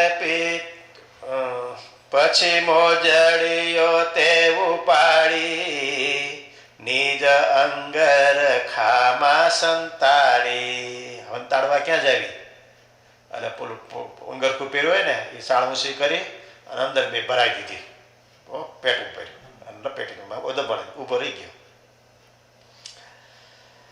જમી ઉઠિયા જીવન જારે, લાગ્યા મોજડી શોધવા ત્યારે. મહારાજ ઊભા થયા, જમીન ચડો કરી પાણી તરાવી અને મહારાજને નીકળવું હશે એટલે કારું નીકળીએ. પગથિયા ઉતર્યા ઓસરીના, ત્યાં મોજડી ગાયબ. મહારાજ કે અમારી મોજડી ક્યાં ગઈ? મહારાજ આમાં વાજ કર્યો એટલે તો બીજા 5 જણા આવ્યા આગળ, બધા ગોતવા માંડ્યા. પિતાંબર તો ઊભો છે હજી, ભલે કરી ગોતવા દો એમ. એટલે બધા ગોતે. મહારાજ ઉતાવળા થાય. મહારાજ પણ જાણતા હોય આને એમ છે ઘડીક મહારાજની મોજડી આપણે આમ પેટે અડાડી રહીએ તો આપણે પવિત્ર થઈ જાય ને એમ દબાવ્યું મહીમાંથી. પછી એમ બધા ગોતે માળું કોક લઈ ગયું. અહીંથી કોણ આવ્યું છે? અહીં આપણે ઉપર રહી ગયા કે નીચે ધ્યાન ન રહ્યું અને ક્યાંક લઈને વહી ગયું કોક અહીંથી. અહીં મોજડી અહીં નથી. ત્યારે પીતાંબરે કરી હાસ, મૂકી મોજડી શ્રી હરિ પાસ. અંગર ખાટેથી હેરવીન મોજડી કાઢી, એક પછી બીજી કાઢી. લ્યો મહારાજ એમ કરીને હશે. મહારાજે કે અમારો છોકરો તો જો વાણિયાનો છે પણ કેટલો ડાયો છે. અને મહારાજ મોજડી પહેરતા પહેરતા માથે હાથ મૂક્યો હોય ને, વાળો જબરો નીકળ્યો હતો. સભામાં કીધું હતું ને કે આનું અંતર બહુ પવિત્ર છે અને આ બહુ મોટો હરિભગત થાય. આવી રીતે એને મહારાજની મોજડી હાંચવી 7 વર્ષની ઉંમરે. જોઈ રાજી થયા મુનિનાથ, મૂક્યો તે હને મસ્તકે હાથ. મહારાજે છોકરા ઉપર હાથ મૂક્યો. બુદ્ધિ ખુલી જાય કે ન ખુલી જાય? એક તો ભગવાનની મોજડી જે માતા બધી છાતી દબાવીને રાખી દીધી હાંચવીને, અને પછી મહારાજે માથે હાથ મૂક્યો એટલે બધા દરવાજા ખુલી ગયા અક્ષરધામૂર્તિના. પછી મારી પગથિયા આગળની કથા કદાચ આવશે. પછી જઈને તળાવની પાળે, સભા ત્યાં કરી દીન દયાળે. બેઠા સત્સંગી ને બેઠા સંત, કરે પ્રશ્ન ઉત્તર ભગવંત. સંતો અને હરિભક્તો બધાય મહારાજ આગળ બેસી ગયા છે અને મહારાજ પ્રશ્નોત્તરી કરાવે છે અને કથા વાર્તા ચાલે છે. અને એમાં એવો રંગ જામ્યો છે કે બ્રહ્મ આનંદની વૃષ્ટિ થાય, કાંઈ ઉપમા કઈ ન વજાય. 1.5 પોર રાત ગઈ તોય, ત્યાંથી ઉઠવા ઈચ્છે નહીં કોઈ. 1.5 પહોર રાત જતી રહી એટલે રાતના 10:30 થઈ ગયા. હવે દિવસ રાતમાંથી 10:30 વાગ્યા સુધી એટલે ઘણું કહેવાય. જૂના જમાનામાં 9 વાગ્યા તો માણસો હોઈ જતા, સુમકાર થઈ ગયો હોય. તો હજી તો કોઈ ઉઠવાનું નામ લેતા નથી ને બધું એટલો બધો આનંદ આવે છે. મહારાજ પ્રશ્નોત્તરી કરાવે છે ને બધું. પણ મહારાજ ત્યારે બોલ્યા કે સુવો સંતો જઈને ઉતારે. સંતો ઉતારે જાઓ, રાત મોડી થઈ ગઈ છે ને સવારે તમે 3 વાગ્યા ઉઠતા હો, માટે થાક્યા પાક્યા છો, આખો દિન આવેલા છો, તમે નીકળો ઉતારે જાઓ. અને હરિભક્તોને કીધું તમે બધા જાઓ ઘેરે, હવોની ઘરે, અને થોડા ઘણા અહીં રોકાવો અને બાકી બધા જાવ અહીંથી. અરે મહારાજ અહીંયા થોડું હોય તળાવ કિનારે, હલો અમારી ઘરે સરસ પથારી કરી છે, ખાટલો બધું. મહારાજ કે નહીં, ગામમાં નથી હોવું, તમે બધા તમે તારે હવોની ઘરે જો, સંતોનો ઉતારો કરીને જાય. અમે એકલા અહીંયા પૂછ્યું 2 હરિભક્તો રોકો અમારી સાથે હથવારા, બાકી કોઈ જરૂર નથી. પણ મહારાજ અહીંયા પણ શું પણ એવું છે, ઘરે હોય તો ઠીક રહે ને. અહીં વાય છે સારો પવન, અમે તો કરશું અહીં શયન. ચોકી પેરા તણો બંદોબસ્ત, તમે કરજો મળીને સમસ્ત. અહીંયા પવન બહુ સારો ભાઈ છે એટલે અહીંયા અમારે ભૂગું છે. અમને ખુલ્લામાં જઈ મજા આવે એટલી એસીમાં મજા નહીં આવે એમ. એટલે અમે ક્યારેક મૂંઝાઈ જઈએ છીએ એસીમાં આખો દી, પણ ઘડીક હેઠે નીકળી જાય, ઉતરી જાય. પણ આવું બધું મહારાજ કે ખુલ્લામાં બધામાં બહુ સુખ આવે છે એટલે અમે રોકીશું. હરિભક્તો કે સારું મહારાજ તમને જેમ ઈચ્છા હોય એમ, બાકી ઘરે આવો તો વ્યવસ્થા છે બધી. કે ના ના મહારાજ કે તમે ઘરે જાઓ અને અમે સુતા છીએ. બધા હરિભક્તો ગયા. તહા પોઢી રહ્યા પ્રભુ રાત, પછી ઉઠીને ચાલ્યા પ્રભાતે. મહારાજ ત્યાં સુઈ રહ્યા. સવારે તળાવમાં નાહ્યા ધોયા, નિત્ય કર્મ કર્યું, સંતોએ પરવાર્યા, બધા આવી ગયા. હરિભક્તોએ કંઈ જે કાંઈ ટીમણ બામણ કરાવવાનું છે કરાવી દીધું હશે કાંઈ. અને મહારાજ કહે નીકળવું છે, અમારે જેતલપુર જવું છે ને વડતાલ જવું છે ને, મોડું થાય, તડકો ન થાય એટલે વહેલા હાલતા થઈ જાય. મહારાજ ત્યાંથી વહેલા ચાલતા થઈ ગયા છે. મને એમ છે હવે 7 વાગ્યા છે. આખું કે પૂરું કરવું પણ આવતીકાલ લઈશું, બરાબર. અત્યારે પૂરું કરીએ. મહારાજ આગળ ગઈને આગળ શું લીલાઓ કરી એ આગળની લીલા આવતીકાલે કહીશું. સહજાનંદ સ્વામી મહારાજની જય. હવે અત્યારે આરતી થશે. આરતીના દર્શન કરી પછી છૂટા પડશું. શ્રીપતિમ શ્રીધરમ સર્વદેવેશ્વરમ ભક્તિધર્માત્મજમ વાસુદેવમ હરે માધવમ કેશવમ કામદમ કારણમ સ્વામિનારાયણ. पंच विषय की जाल बिछाई, बंधन रचिया वारी, लालच में सब जीव फसाए, लालच में सब जीव फसाए, निकल की नहीं बारी हो प्रभु, अचरज माया तुम्हारी हो प्रभु, अचरज माया तुम्हारी, जिस पर कृपा होया तुम्हारी, सो जन उतारे पारी, जिस पर कृपा होया तुम्हारी, सो जन उतारे पारी, ब्रह्मानंद शरण में आयो, ब्रह्मानंद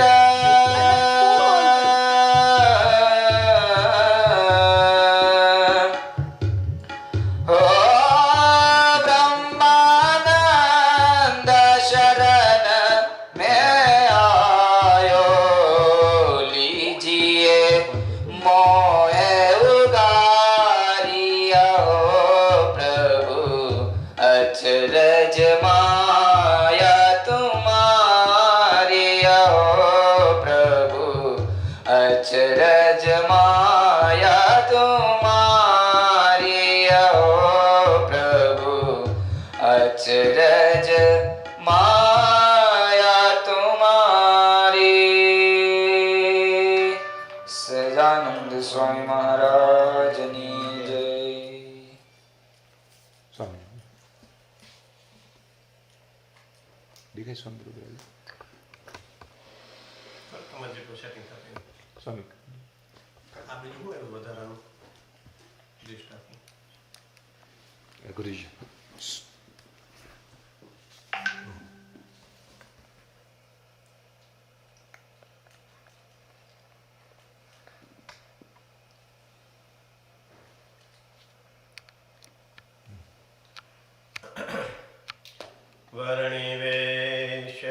वर्णिवेशरमणीय दर्शनम्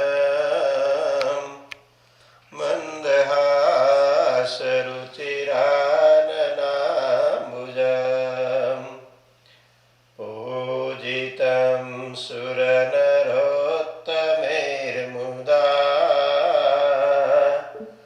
धर्मनन्दनमहं विचिन्तये. ॐ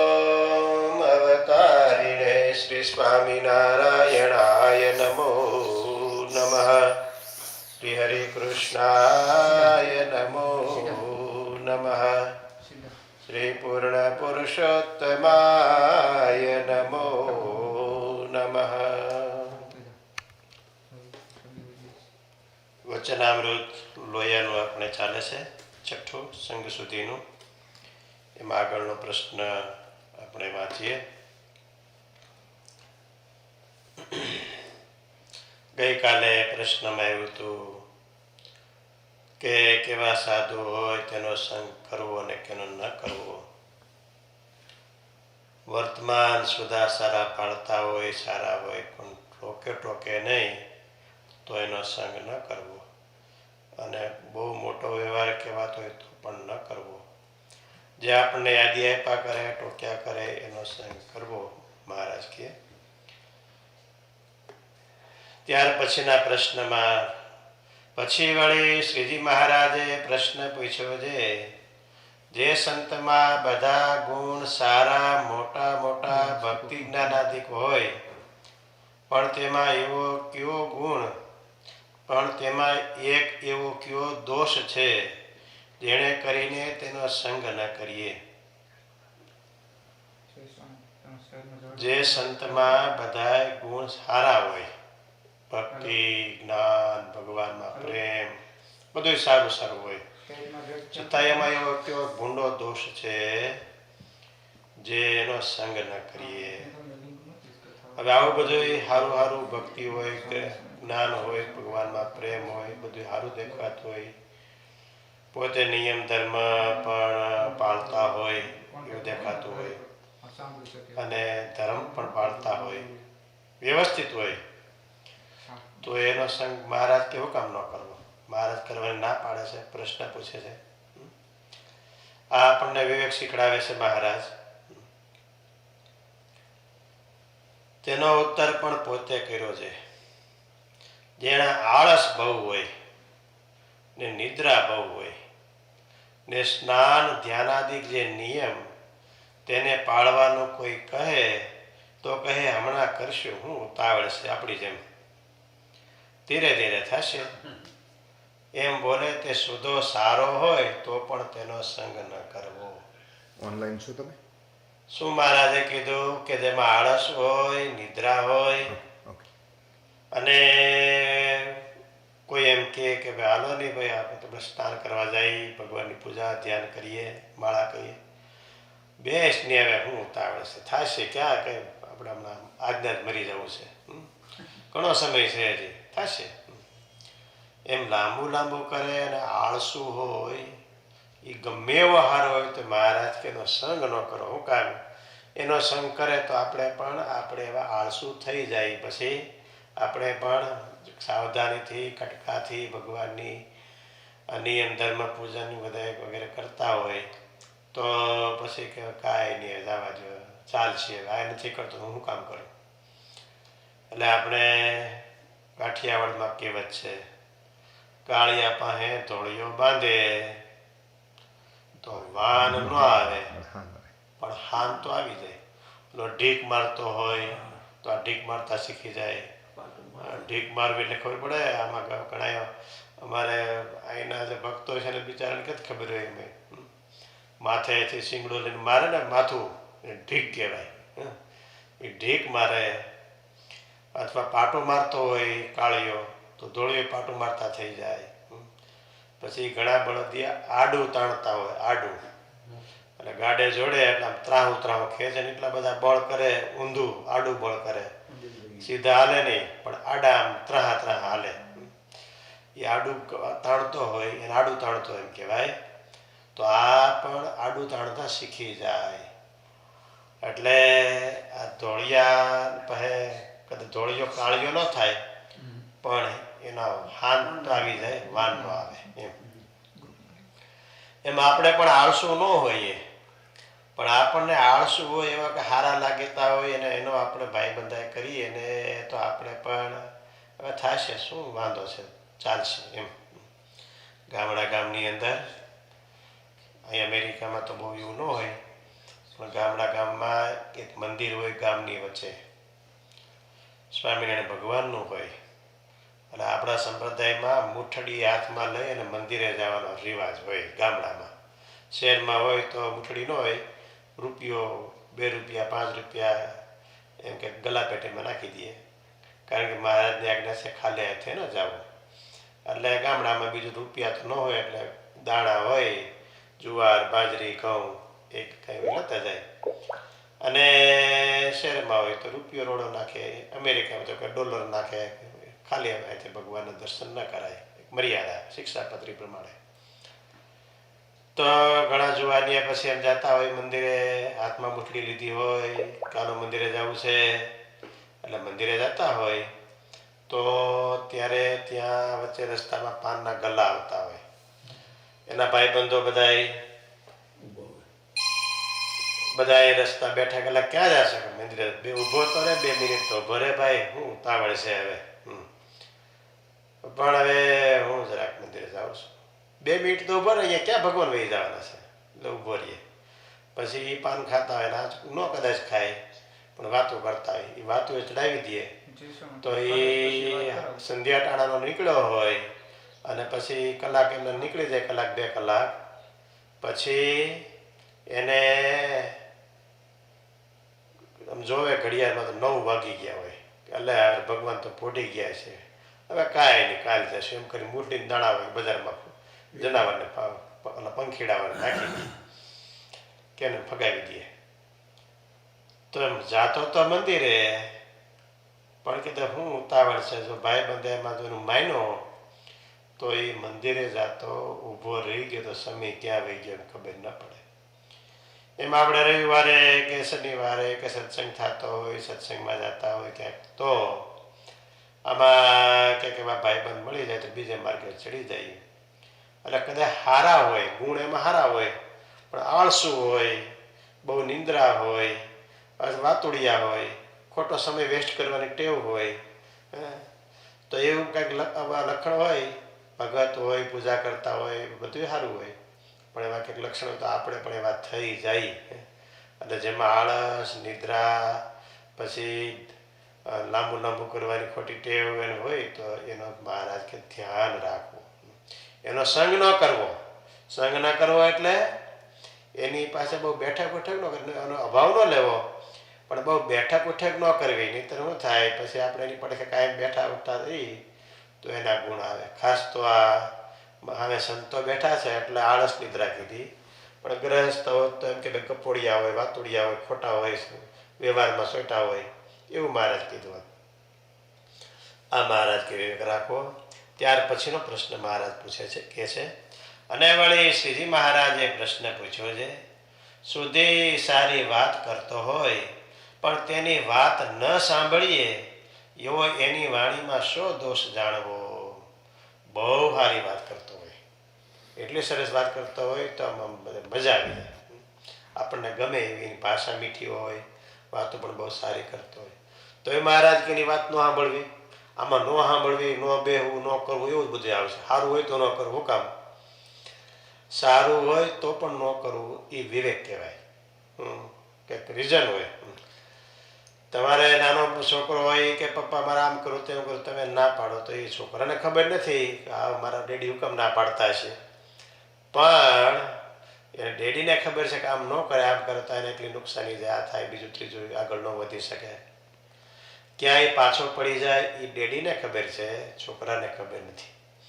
એમ આપણે સત્સંગમાં પણ હારા જાણીને પણ ક્યારેક વાતચીતમાં, સંગમાં, બેઠક ઉઠકમાં પણ જો ધ્યાન ન રહીએ તો આપણે ક્યારે પાછા પડી જઈએ એ કંઈ ખબર પડે નહીં.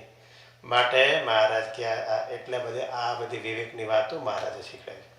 આ કોઈ વાત અભાવની નથી, અવગુણની નથી, હોય નેચર તો બધાના હોય, પણ આપણે આગળ વધવું છે એટલે આપણે એટલી વસ્તુનું ધ્યાન રાખવું.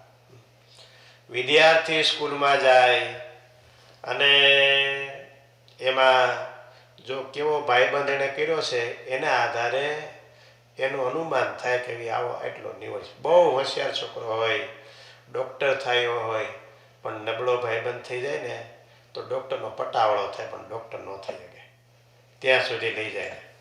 અને કદાચ થોડો ઘણો ઢીલો પોચો હોય પણ હોશિયાર વિદ્યાર્થીને જો મિત્ર કર્યો હોય ને એની બાજુમાં બેસતો હોય ને એ કે મારે એની હારે રહેવું છે, તું મને એમ હેલ્પ કરજે, અને એમ કરતો કરતો ગરજ કરીને પડખે પડખે રહીએ તો કદાચ આ એટલો નબળો પાતળો હોય ને તો એ આગળ આવી જાય.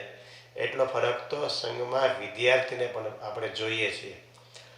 તો વિદ્યાર્થીને એટલો ફરક પડતો હોય તો અધ્યાત્મ માર્ગમાં ભગવાનને માર્ગે આગળ વધવામાં પણ એટલો ફરક પડે. આપણે અક્ષરધામમાં જઈએ એવા હોય તો પણ કદાચ અક્ષરધામમાં જતા જતા થોડોક વિલંબ પણ થઈ જાય, અને કદાચ આપણા થોડા કાચા પોચા હોય કોઈ ખારા ભગતનો સંગ થઈ જાય તો એ આપણને એવા મજબૂત કરી દે કે આપણે ભગવાન સુધી આપણે પહોંચી શકીએ એવા કરી દઈએ હો. એટલે એ આ વિવેકની વાતો છે એ મહારાજે કરી છે કે સુધી સારી વાતો કરતો હોય તો પણ વાતો ન સાંભળવી એવી વાણીમાં શો દોષ છે. ત્યારે તેનો ઉત્તર પણ પોતે કર્યો છે. વાત કરવામાં પોતાની વિશે જે ભક્તિ, જ્ઞાન, વૈરાગ્ય, ધર્મ તેની અહંકારે કરીને પોતે સરસાઈ દેખાડે અને બીજા સંતમાં જે જ્ઞાન, ભક્તિ આદિ ગુણ તેની કંઈક ન્યૂનતા દેખાડે એવો જેની વાણીમાં દોષ હોય તેની વાત ન સાંભળવી. બહુ સારી વાત કરે છે પણ વાણીમાં શું દોષ કે ભાઈ પોતાનું બધું આમ બરોબર બતાવે હારામાં હારું કે જો હું બરો જ્ઞાની, હું ભક્તિવાળો, હું હોશિયાર, હું આમ ફલાણું, અને આ બીજા બાજુવાળો છે ને એ ઠીક આમ આમ આમ સાદું ઠીક છે, ભગત ઠીક છે, પણ એમાં છે ને આ એટલું બરોબર ન કહેવાય. એને કંઈક ખાલી વાતું કરે પણ એને કાંઈ એમાં આમાં નજર ન પડે. એટલે બાજુ બીજા હોય એને હલકા દેખાડે, પાછા પાડે અને પોતાનું સરસાઈ દેખાડી વખાણ કરીને આગળ વધે. એ વાતમાં આવું વાત કરી લેતો હોય, ખબર ન પડવા દે. આ બધા હોશિયાર હોય પાછા કે હું કે મારા વખાણ કરવા નથી કહેતો, તો હું તું શેનો કોના વખાણ કરવા કહે છો? મારા વખાણ કરવા નથી કહેતો, હું તો આ ખાલી આ દેખાય એટલે તમે કહું, બાકી મારે કે આપણે શું કામ એનું કહેવું જોઈએ? પણ એમાં કાંઈ છે નહીં હકીકતમાં. એ બધા કથા કરે, બધા કે કીર્તન ગાય, ફલાણું કરે પણ કંઈ એને આવડતું નથી. એ થોડું ઘણું મારી પાસે શીખ્યો હતો ને થોડુંક આમ છે ને તેમ છે ને ગપ્પા મારતો અમે જાણતા હોય ને અમને બધી ખબર હોય, તમને ગ્રહસ્થને ખબર ન હોય એમ કરીને હળવે કરીને પાછું પોતાનું સારું દેખાડી દે. એમ તમારે ગ્રહસ્થમાં પણ હોય તો પણ કે ખારી વાત સારું કંઈક હોય તો એ બરોબર માભો પાડી દે. સંસારમાં માભો પાડી દે કોકનું નબળું દેખાડીને. ક્યારેય પણ આપણું સારું દેખાડવા માટે બીજાનું નબળું દેખાડાય નહીં. એ મહારાજ પણ શીખડાવે છે. અને એવું કરતો હોય તો એની પડખે બેહાય નહીં, કારણ કે નહીંતર એની વાતો સાંભળીએ તો આપણે પણ એવા થઈ જાય. માટે કોઈ ભગવાનના ભક્ત હોય, ભગવાનના સંત હોય, એને કોઈ વાણીએ કરીને પાછો પાડતો હોય અને પોતે પોતાની સરસાઈ કરતો હોય એ સારું નથી. હંમેશા સરસાઈ, કોકને પાછો પાડવો એને ઈર્ષા કહેવાય. ઈર્ષા હંમેશા બરોબરિયામાં હોય.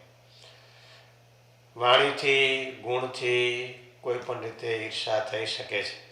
આ વાણીની ઈર્ષા છે. જે પ્રવચનકારો, કીર્તનકારો, કથાકારો એની વાત આમાં પ્રધાનપણે આવે છે.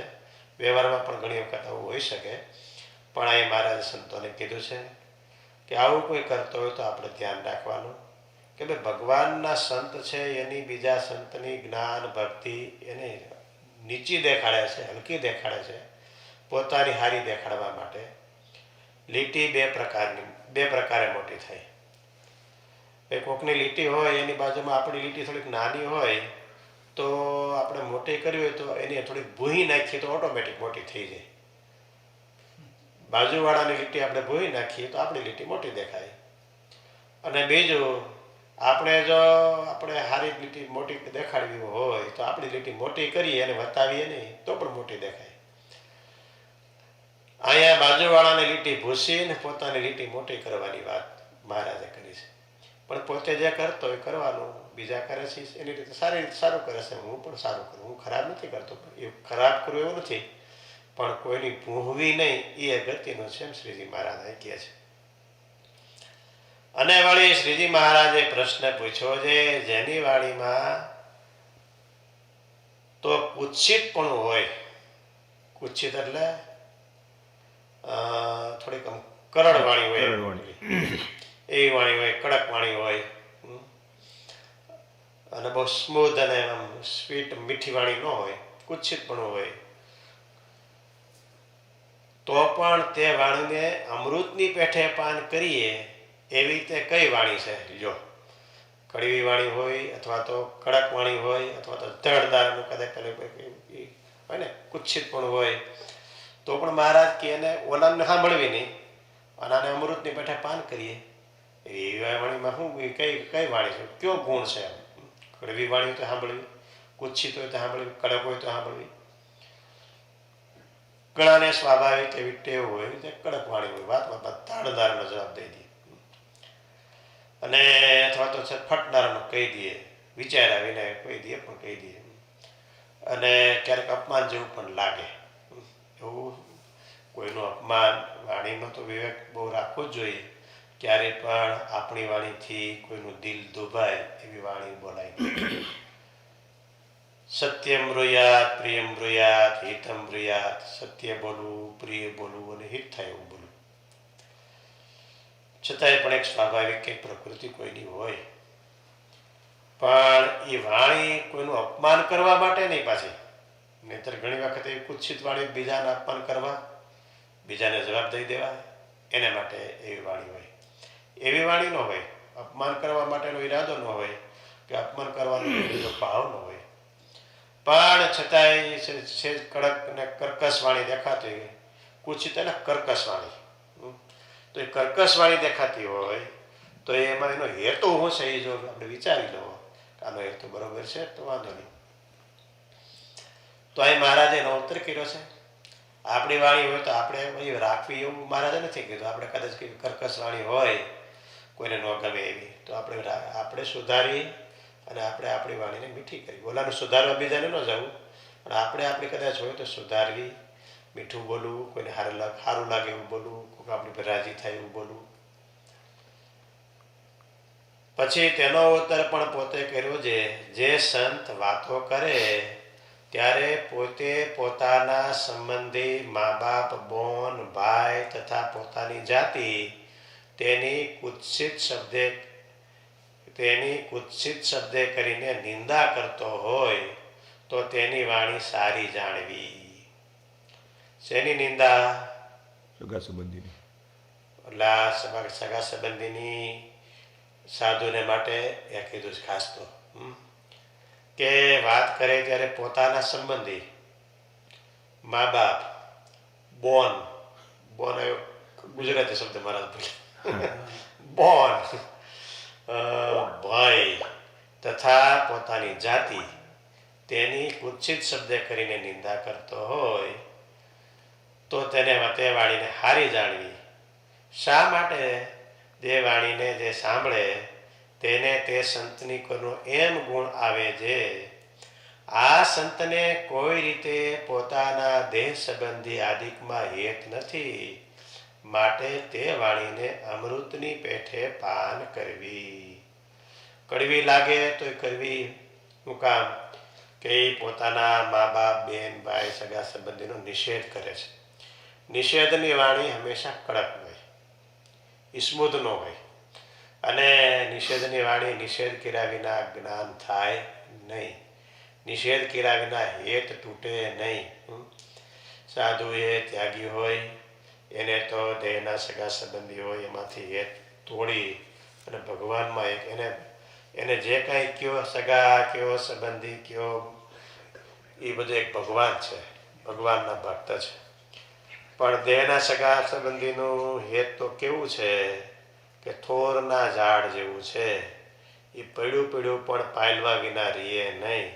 આખો વૈશાખ મહિનો અને ચૈત્ર મહિનો બધું માથે વહી જાય તો એ પછી વરસાદના છાંટા જેઠ મહિનામાં બે થાય તો તરત પાછા એ કોટા કાઢી જાય. એવો આ દેહના સગા સંબંધીનો સંબંધ છે, એટલે તૂટે એવો નથી. એટલે કાયમ એને જે કહ્યા કરે ને તોડ્યા કરે તો ઓછો થાય. એટલે એ કુત્સિત શબ્દ કરીને કાંઈક નિંદા કરતો હોય તો એને અમૃતની પેઠે પાન કરવું અને એને હારી વાણી જાણવી કે આ જોઈને આવું આવું કેવું બોલે છે કબાડ જેવું, એવું ન કહેવું, એ કરવાની જ હોય. નિષ્કુળાનંદ સ્વામીએ 64 પદી નામનો ગ્રંથ લખ્યો. એ ગ્રંથની અંદર સંત અને અસંતના ગુણો લખ્યા. સંતના ગુણો, અસંતના દોષો, એ ગુણ બધું લખ્યું. એટલું બધું વ્યવસ્થિત સરસ લખ્યું. કદાચ તમને અવકાશ મળે તો વાંચજો. નિષ્કુળાનંદ કાવ્યમાં 64 પદી નામનો ગ્રંથ છે, બહુ સરસ છે અને સંતો માટે ખાસ છે અને બધાને જાણવા જેવું છે. પણ સંત હોય કેવા હોય? જે આપણે ભગવાન સુધી પુગાડી દે એ કેવા હોય? અને જે આપણે ભગવાનને માર્ગેથી પાડી દઈએ એ પણ કેવા હોય? એ બે વસ્તુ સ્વામીએ કમ્પેરિઝન કર્યું છે. કમ્પેરિઝન કર્યા વિના ખબર ન પડે અને બેયનું કમ્પેરિઝન કર્યું છે સંત. કારણ કે કમ્પેરિઝન કરે એટલે પછી આપણે નક્કી થાય કે ભાઈ આ કંડમ માલ લેવો કે બેસ્ટ માલ લેવો, એ આપણને પછી ખબર પડે. એટલા માટે એ કમ્પેરિઝન તો આપણે નાની વસ્તુ ગામમાં લેવા જઈએ તો બે વસ્તુનું કમ્પેરિઝન કરીએ છીએ. બેમાંથી સારી, સસ્તી અથવા તો સારી વાપરવામાં યોગ્ય કઈ છે, તો કમ્પેરિઝન કરેલો ગ્રંથ છે. લખી તો નાખ્યો, હવે લખ્યા પછી ક્યાંક સંભળાવવો પડે. ખાલી પુસ્તકમાં લખી નાખે ન હાલે. સ્વામીને એમ થયું કે ક્યાં સંભળાવવું? આ જો ગ્રંથ કોઈને હું સંભળાવું તો ધોકા મારીને ગામ બાર કાઢી મૂકે. અને ઓલું ગમારું આસન હોય એ કે ફગાવી દે, અપમાન થાય. કારણ કે એમાં તો લખ્યું હોય બધું, કડક શબ્દોમાં લખ્યું સ્વામી બધું. એટલે મુંજાળા થયું. ક્યાં ને સ્વામીને એમ છે જુનાગઢ જાઓ, ગુણાતીતાનંદ સ્વામીને વાત કરું ને ત્યાં કદાચ આ ગ્રંથ ગાવ તો લગભગ વાંધો નહીં આવે. જો ધોલેરામાં ન ગવાણો હોય, રસ્તામાં ગઢપુર નહીં ગવાણો હોય તો જુનાગઢ પસંદ કર્યું. કારણ કે ગુણાતીતાનંદ સ્વામીની વાત તો આવી જ છે, સમજી ગયા, કડક વાણીવાળી છે. એટલે જુનાગઢ ગયા, ગુણાતીતાનંદ સ્વામીને વાત કરી કે આવો એક ગ્રંથ લખ્યો છે પણ બહાર કઢાતો નથી, કોને સંભળાવવો? તો સ્વામી મને એમ છે કે ગુણાતીતાનંદ સ્વામી પાસે જાઓ અને એના સાધુ કદાચ સાંભળે, પહેલાં તમે જોઈ લો, સંભળાવવા જોલો બધા કાઢી નહીં તો પછી કાંઈ નહીં. સ્વામીએ જોયું. સ્વામી કહે બહુ સરસ લખ્યું છે, આવું જ લખવું જોઈએ. અને આ લખ્યું છે એ તો સાધુ માટે તો બહુ સારામારું છે, સાધુનો ધર્મ છે આ, બરાબર? તમે બહુ સરસ લખ્યું છે, પણ કે આપણે બધાને બોલાવીને સભામાં ગાશું તો કોઈને ભારે નહીં. પણ સ્વામી કહું અમારે અહીંયા બહુ ભારે નહીં, કારણ કે અમારે બધા ટેવાઈ ગયા છે, અમારે બધા પ્રેક્ટિસ છે. હું અમે કંઈ વાતું આવી જ વાતું હાલતી હોય. એટલે નિષ્કુળાનંદ સ્વામી કે એટલે જ મને એમ છે કે ગુણાતીતાનંદ સ્વામી પાસે ગાવા તો મારે ગાવો છે. સ્વામી કે હાલ ભેળા કરતો સંતોને. એટલે સંતોને બધાને ભેળા કર્યા. એ વખતે 200-300 સાધુ જુનાગઢમાં રહેતા. ગયા તે 15-20 સંતો નહોતા, પણ સ્વામીએ વાતો કરીને એટલા બધા સાધુ કર્યા. એટલે ગુણાતીતાનંદ સ્વામી કે આ નિષ્કુળાનંદ સ્વામી ધોલેરાથી આવ્યા છે, બધા સાવધાન થઈ જાયજો. તમને ઘરેણા પહેરાવા આવ્યા, ઘરેણા પહેરાવા, શણગારવા આવ્યા છે. હવે શણગારવા કોઈ ઘરેણું પહેરાવા તો મોઢું ધોવા ન જવાય, સીધું માથું ધરવાનું હોય, પેલા આપણે પહેરાવી દઈએ. હવે સાવધાન થઈ જાયજો, મોઢું ધોવા જતા નહીં. એને સ્વામીએ જો કેટલું સરસ લખ્યું છે આપણા માટે, તમે બરોબર સાંભળજો અને આપણે શણગારી દઈશું. આવી રીતે સ્વામી ખૂબ મહિમા કીધો. અને પછી નિષ્કુળાનંદ સ્વામીએ 64 પદી ત્યાં ગાય પેલી. ગુણાતીતાનંદ સ્વામી રાજી થયા અને સંતોને કીધું કે આ બધા સંતો કંઠસ્થ કરો, પાકી કરી નાખો આખી આખી. 64 કીર્તનો છે, 64 આ બધી પાકી કરી નાખો. બધા ખરડા છે બધા સંતોએ પાકી કરાવી. અને પાકી કરીને ક્યારે બોલવાની ખબર છે? અમારે પૂજામાં. પૂજામાં એવું બોલાય, પણ પૂજામાં પ્રભાતિયાને બદલે આ બોલવાની એમ. તો એ રીતે કરાવી. અને જુનાગઢની પરંપરામાં પછી બધા સંતો કરતા. શાસ્ત્રીજી મહારાજ અમને પણ પાકી કરાવી હતી. ઘણા સંતો અત્યારે પાકી કરે છે આપણી પરંપરામાં. તો કહેવાનું કે આ કડક શબ્દો હોય છતાંય પણ અમૃતની પેઠે પાન કરવા આપણને કદાચ વહમું તો લાગે. તો વહમું લાગે પણ આપણા હિતનું હોય તો વહમું એ સહન કરવામાં વાંધો નથી. કારણ કે વહમું લાગે પણ આપણો રોગ જશે. દવા કોઈ દી ગળ્યું હોય નહીં. એ કડવી લાગે ઉકાળા તો એ પીવે તો કોરોના થાય નહીં. બરાબર? કોરોના માટે ભાઈ આ ઘરમાં રહેવું એ કંઈ થોડું કંઈ હેલું છે. વહમું તો લાગે છે ભાઈ ઘરમાં આખો દી બેઠો રહે. ઇન્ડિયાથી કોકનો ફોન આવ્યો મને કે મરાઈ ગયા. હું મરાઈ ગયા? મને કે તમારે કેમ છે? મેં કીધું અમે તો જલસા છે. તમારે સારું તો ત્યાં આવવું પડશે. મેં કીધું કે તમારા ઘરમાં પૂરાઈ રહેવું નથી પડતું? મેં કીધું અમે ઘરમાં પૂરાઈ નથી બેઠા, અમે મરાઈ નથી ગયા, અમારે ભજન થાય છે, મજા આવે છે. એ પૂજા થાય, જપ થાય આખો દી. અમે તો ઘરમાં કંટાળી ગયા. બહાર નીકળાતું નથી સામી, ડોકું કઢાતું નથી. શું કરવું? પછી કાંઈ નહીં, ઓલું કાઉન્ટર મશીન તો છે, તમે મળો ભજન કરવા. એ 1008 તો કરીએ છીએ, પણ 1008 નહીં, તમે તારે 11,000 કરો તો કોણ ના પડે છે? માટે ભજન કરો. અટાણે મરાઈ ગયા એવું બોલાય જ નહીં આપણે. આપણને એમ છે કે ભગવાને આપણને અવસર આપ્યો કે આ કોરોનાના માધ્યમથી. મુક્તાનંદ સ્વામીને ક્ષય રોગ છે તો સ્વામી કહે બહુ સારું કર્યું, ગળું ચીકણું ખવાતું નથી, ત્યાગ વૈરાગ રહે છે. બધા ખાતા હોય તો સ્વામી દાળ રોટલો ખાય, બીજા મીઠાઈ ખાય મહારાજ પીરસે તો સ્વામી રાજી થતા બહુ સારું કર્યું, આપણે મીઠાઈ ખવાતી નથી તો એટલો વૈરાગ ત્યાગ થયો ને આપણે. એમાં આપણે આમ તો ભજન કરવા બેહી એવા નથી, પણ આજે મહારાજ આપણી ઉપર દયા કરી અને એટલી વ્યવસ્થા કરી દીધી છે. તો અટાણે સમય છે, 21 દિવસનું મોદી સાહેબે જાહેર કર્યા છે એ તમારા માટે. મેં કીધું ભાગ્યશાળી તમે, 21 દિવસ તમારે ભજન થાય. કેટલું ભજન થાય, અને એમાં ચૈત્ર મહિનો પાછો. અટાણે જીકી દિયો જેટલું થાય એટલા અનુષ્ઠાન ભજન કરો. એટલે કે આ એમ કરવું તો જોઈએ, પણ તો થાકી જવાય છે. જિગ્નેશભાઈ ક્લોઝ કરીએ કે તરત. એટલે આ સમય છે, કોઈને ઘરમાં કરીને બેહવું ગમતું નથી, પણ જીવ પોતાને દેહને બચાવવા માટે, નિરોગી રહેવા માટે તો બધા આખી દુનિયા ઘરમાં કરીને બેઠી છે. શું કામ? કે ભાઈ આપણને આ રોગ અડી જાય તો કડવું લાગે છે, છતાંય મીઠું કરીને એ પાન કરે છે. એ તો આપણે એક રોગથી બચવા માટે એટલી કરી પાડીએ છીએ, નિયમ પાડીએ છીએ કે ઘડીકે હાથ ધોવા, ઘડીકે ઊંડો શ્વાસ લેવો જોઈજો.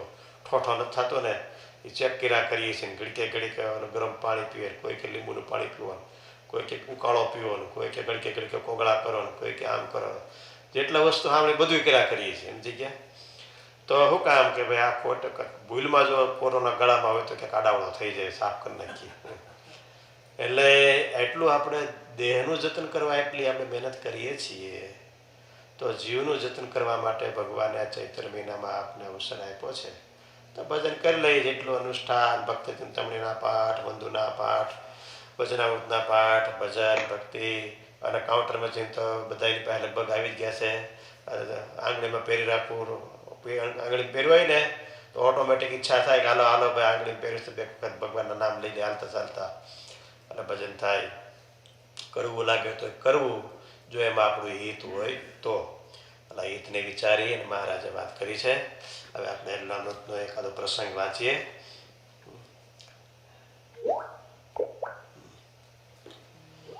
ગઈકાલે મહારાજ સુંદરિયાણા હતા. સુંદરિયાણાથી મહારાજ નીકળ્યા છે. હરે ભક્ત વળાવાને આવ્યા, ગાવ સુધી તો સાથે સીધાવ્યા. મહારાજ ને સંતો ને સુંદરિયાણાથી હવે આગળ જાય છે. એટલે આખું ગામ મહારાજને વળાવવા માટે જાય છે. લેવા જવું હોય કે વળાવવા જવું હોય ત્યારે કેમ જવું એ આપણી પરંપરા શીખડાવે છે. કે ઉત્સવ હોય, કરતા હોય, કીર્તનો ગાતા ગાતા જતા હોય, એમને ખાલી ગપ્પા મારતા મારતા ગાવ સુધી નહોતા ગયા. આજ સખી આનંદની હેલી કીર્તન ગાતા હોય, અથવા તો મહારાજના બીજા મૂર્તિના કીર્તન ગાતા હોય, સર્વે સખી વગેરે કીર્તન ગાતા હોય, ગાતા ગાતા હેલા જતા હોય. ગાવ સુધી ગામનો સીમાડો વટી જાય ત્યાં સુધી કીર્તન ગાય. પછી ઉભા રહીએ મહારાજ, સંતો ઉભા રહીએ અને અહીંયા બધા ખૂબ ધૂન કરે 5 મિનિટ. પછી મહારાજ બધા ઉપર રાજી થાય. મહારાજ કે સારું ભક્તો સત્સંગ રાખજો, એ ભજન કરજો અને આ લીલાઓ યાદ કરજો, અને પછી અમે પાછા ક્યારેક આવશું. હવે તમે પાછા વળો, ઘરે જાઓ, અને અમે હવે જઈએ છીએ, તમે ઉભા રહ્યો અને પાછા વળો.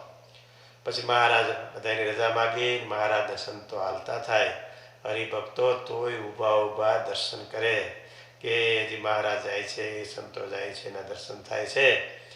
પછી એમ કરતાં કરતાં દેખાતા બંધ થાય એટલે હરિભક્તો પાછા ઘેરે આવે. એટલો બધો આનંદ હોય કે ઓ મહારાજ એક રાત કે બે રાત આપણે ત્યાં રોકાણ, કેટલું સુખ આપ્યું. એ સુખને યાદ કરતાં કરતાં ઘેરે જાય. એને 6 મહિને વરસ દિવસે બીજી વખત જ્યાં સુધી મહારાજના દર્શન ન થાય ત્યાં સુધીને વાઘવેળા કરે કાયમને માટે. તો આવી રીતે મહારાજને વળાવવા માટે હરિભક્તો ગયા અને સત્સંગીને મહારાજે કીધું એટલે પાછા વેલા. પછી મહારાજ આગળ હાલ્યા જાય છે. પ્રભુવે જળ કે રૂડી પેર ઉતર્યા ભીમ પંડ્યાને ઘેર, હરિભક્તે રસોઈ કરાવી, જયમાં સૌ મન મામુદ લાવી. મહારાજ ત્યાંથી વેજળકા ગયા છે. મહારાજને જવું છે ધોળકે, પણ બપોર થઈ ગયા વેજળકા. એટલે સંતો કે મહારાજ હજી તો બહુ લાંબુ અંતર છે, આપણે તો ધોળકા પૂગતા રોંઢો થઈ જાય અને બધા હરિભક્તો સંતો બપોર ટાણું થયું ભૂખ્યા થયા હોય હાલીને આવીએ છીએ, તો મહારાજ કેમ કરશું? મહારાજ કે આ ભૂખ તો બધાને લાગી હોય, તીરસા થયા હોય, તો આપણે એમ કયા ગામમાં જઈએ અને ગામમાં કંઈક વ્યવસ્થા કરીએ. એટલે કે સારું, નક્કી થયું, ગામમાં ગયા. અહીંયા ભીમ પંડ્યાનું નામ લખ્યું છે એને ઘેરે ગયા એવું, પણ એક ચરિત્રમાં આ જ વાતને, આ જ પ્રસંગને બીજી રીતે લખ્યો છે. મહારાજ એક પટેલની ઘેરે જઈને સીધા ઉભા રહ્યા. માણકી ઘોડી મહારાજ બેઠા છે, આ સાધુ હરિભક્તો છે. અને પટેલની ઘરે જઈને સીધા ઉભા રહ્યા. ગામનો પટેલ, સુખી માણા, મોટો ઘર, મોટું ફળિયું. મહારાજે માણકી ઉભી રાખીને જય સ્વામિનારાયણ કીધા. એમ જઈએ તો પટલાણી ઘરમાંથી આવ્યા કે પટેલ ક્યાં છે? તો પટેલ તો બહાર ગામ ગયા છે. લ્યો, પટેલ બહાર ગામ ગયા છે, એવું થયું એમને? હા, પણ તમે કોણ?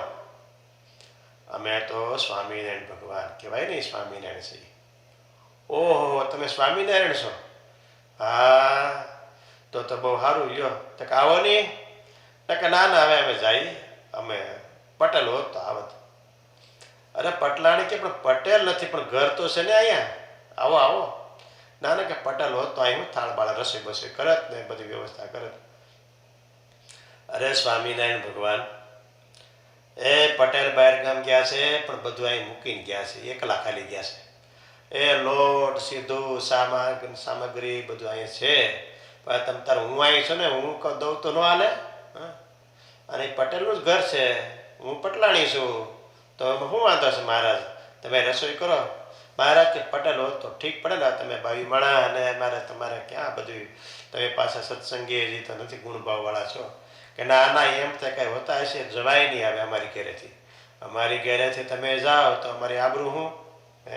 હવે તો તમારે જમીને જ જવું પડે ને. બપોર ટાણું થઈ ગયું, બપોરના 12 વાગ્યા, એટલે મા સ્વામિનારાયણ જયા ભાવીને જવાય નહીં.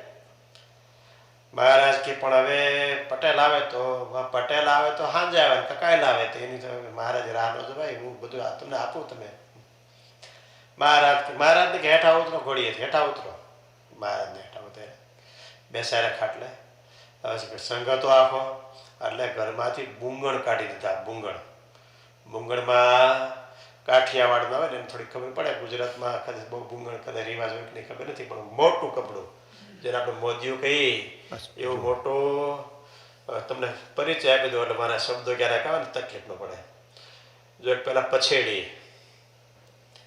આમ પછેડી કીધું ને, ત્યાં ધીરુબાપાએ માથું હલાવ્યું. પછી પછેડી, પછી તરફાળ, પછી ચોફાળ અને પછી બુંગણ.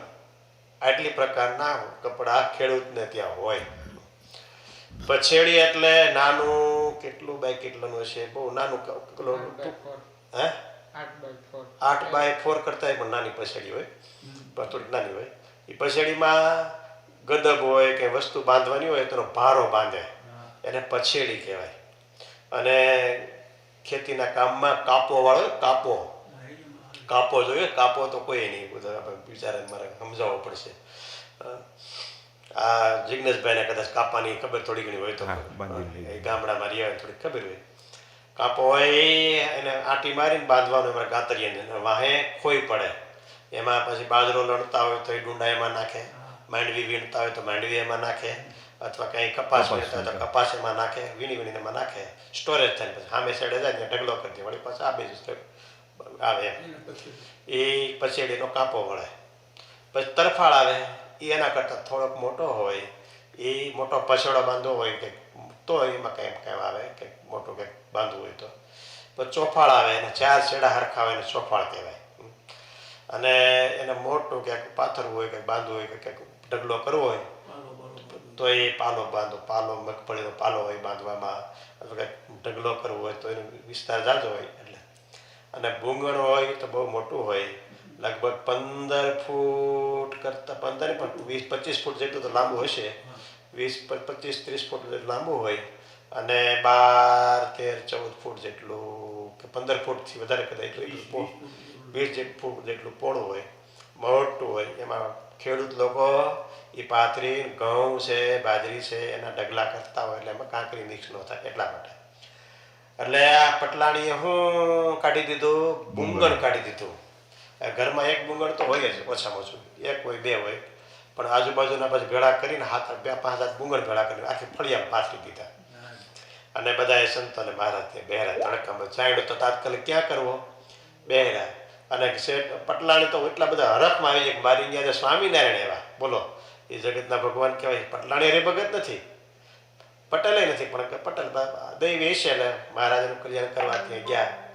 અને ઘી ને ગોળ ને લોટ ને મહારાજ કે સાદું સાદું સિમ્પલ ખાલી દાળ રોટલા કે હોય. તમે સ્વામિનારાયણ અમારી ઘરે મહેમાન અને અમારે દુજાણા, આ ઘી ગોળ શું કામનું, પાકી રસોઈ કરો, લાડવા બધું સારું સારું કરીને બધાને જમાડો.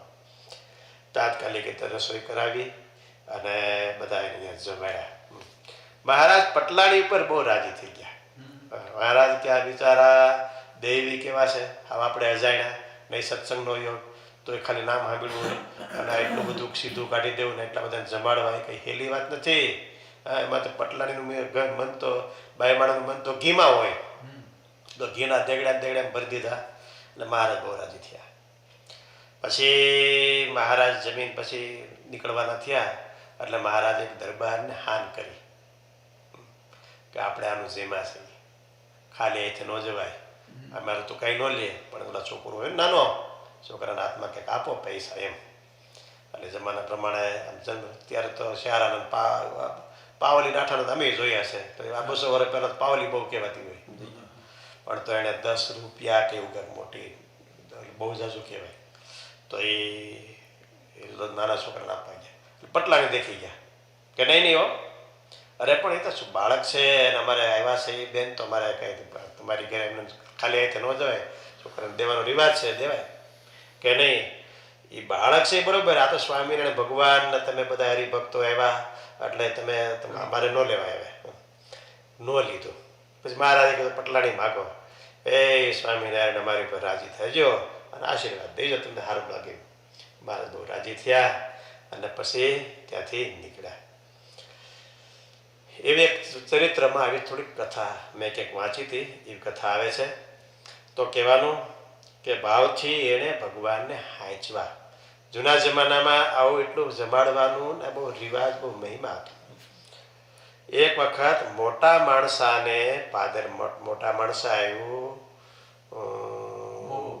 બહુ બાપા હે નહીં, આપણે આ બાજુ ત્રાકુડા ને રાકેશભાઈનું ગામ છે, ત્રાકુડાથી આગળ જાય મોટા માણસા, ઉના જાય તો રસ્તામાં એ ગામ આવે, ઉના પંથક કાંબાથી ઉના જાય તો આવે. મોટા માણસા ગુણાતીતાનંદ સ્વામી ને ગોપાળાનંદ સ્વામી મંડળે સહિત પધાર્યા.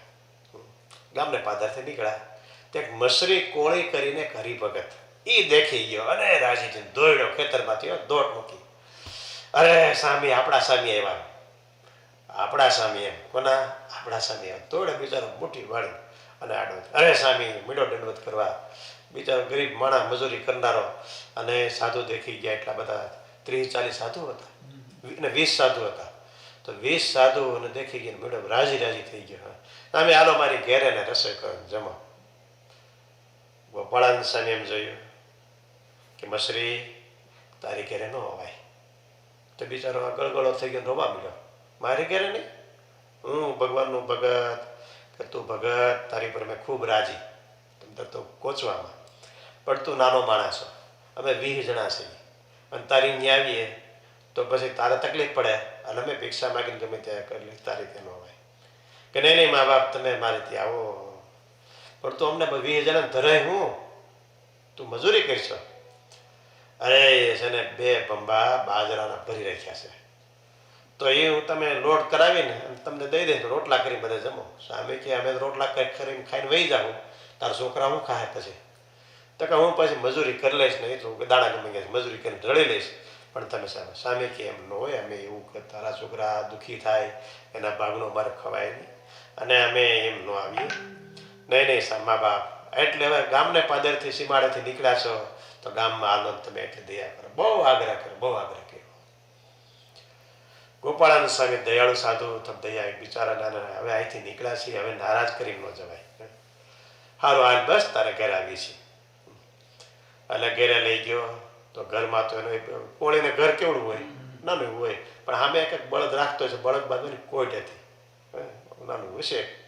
અને સાફ સૂફ કરી દીધું કે આમાં રસોઈ કરો ને, બાકી બધા સંતો 20 જણા સંતો બાકી આડાવાળા બેઠા બાજુ મળે ઘરમાં હોય. એટલે કીર્તન ગાયા તો સ્વામીએ 2 સંતોને તૈયાર કર્યા, ગામમાં જઈને ભિક્ષા માગી આવો. હા બરાબર, ભિક્ષા માગી આવો, આપણે આનું જમવું નથી, ભલે એને રાજી કરવા આવ્યા, પછી ભિક્ષા માગીને રોટલા કરી લઈશું.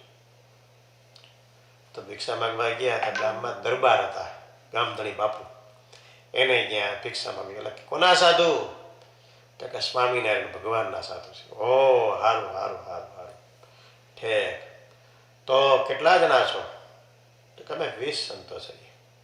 ક્યાં એટલા બધા ક્યાં બીજા? કે મસરી કોળીને ત્યાં છે. ઓહો એમ છે, હારો, આ ઈ સ્વામિનારાયણનો ભગત છે, સારો માણસ છે હો, ભગત સારો, ભજન સારું કરે છે. તો ત્યાં પછી અહીંયા રોટલા બોટલા કરશે, ભિક્ષા માગવા નીકળે. તો એ બિચારો એ તો ગરીબ માણસ છે, એને કીધું શું હોય, એક કામ કર, તમે ઉભા રહ્યો, ઓલા માણસને બોલા નોકરને કે 20 જણાને થાય એટલો લોટ, ગોળ, ઘી બધું પાકું સીધું તૈયાર કરી અને તારે સાધુને રજા અને ત્યાં દઈએ. આપણા આંગણે આપણા ગામમાં સાધુ આવ્યા તો આપણે જમાડવા જોઈએ.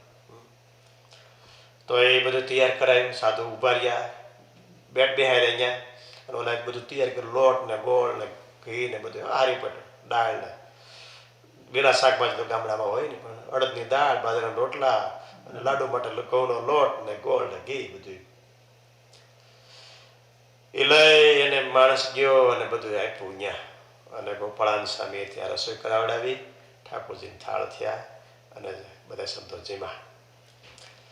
હવે એ સમયે વાલેરાવરું છે ને, એ નાના હતા, નાની ઉંમર હતી. એટલે વાલેરાવરું નાના હતા અને એની માએ, એની મા સંસ્કારી છે, ડોસી બાઈ માળા. એટલે એની માએ કીધું બેટા તું સ્વામીને આશીર્વાદ લઈ આવે, સંતો આવ્યા છે, આપણે રસોઈ દીધી છે. એટલે હાકરનો પડો લઈ અને શણગારી, દરબારોના છોકરાને પેલા શણગારતા, પટેલિયાના પહેલાં તો કંઈ બિચારા નહોતું નહીં, પણ દરબારો સુખેલા ઘરેણું પહેરાવે, સારું કપડાં પહેરાવે, એની બધી સગવડતા હોય. અને શણગારીને વ્યવસ્થિત કરી અને બબરી વાળ બહારકા કરીને પછી પાકને પડે એક માણસને હારે મોકલો, જા સ્વામી પગે લગાડી યાર એમ. તો લઈને આવ્યા વાલેરાવરું ને, સ્વામીને પાસે ભાડો મૂક્યો, ગોપાળાનંદ સ્વામી, ગુણાતીન સ્વામી પાસે પગે લગાડ્યા બધાને. આ બાપુ કોણ? તો કે આજે સીધું સામાન આવ્યું ને, એ દરબારના દીકરા વાલેરાવરું છે.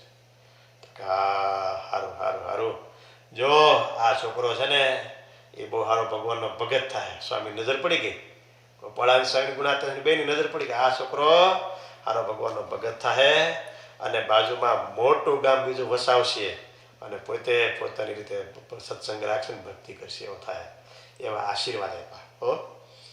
પછી તો આશીર્વાદ આપ્યા, માથે હાથ મૂક્યો અને સ્વામી રાજી થયા અને છોકરાને લઈ ગયા. ચોલા માણસે છોકરાની માને કીધું કે આ રીતે સ્વામી બોલ્યા હતા એમ.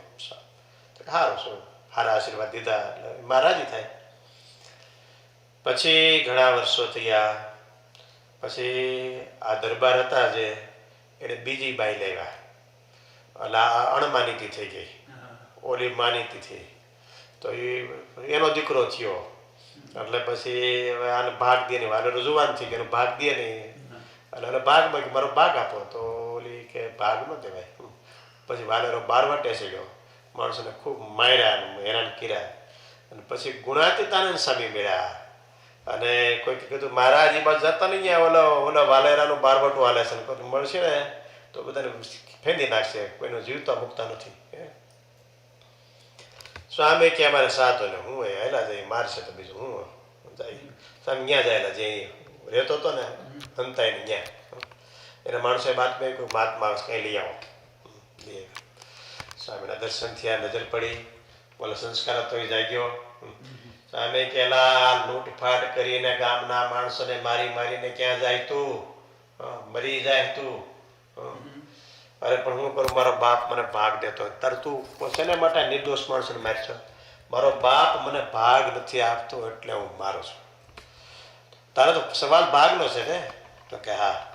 તને 7 દીમાં ભાગ મળી જાય તો મૂક્યું તો તને 7 દિવસમાં ભાગ મળી જશે. બસ પાણી મૂક, હવે આજ પછી કોઈને નહીં મારું. જો મને મારો ભાગ મળી જાય તો હું તમારો ભગત થાવ. સ્વામી અહીંયા કંઠી બાંધી એ લૂંટારાને બારવટિયાને બરોબર ધીંગાણું ખેલનારને અને કીધું કે આજથી તું હરિભગત, હવે કોઈને મારતો નહીં, 7મે દિવસે તને તારો ભાગ મળશે. હવે સ્વામી વચન હવે ભણતર એટલું બધું હતું અને 7 દી ગણતા નહોતા આવડતા. 7 દી ક્યારે છે કે મારા તો કયો?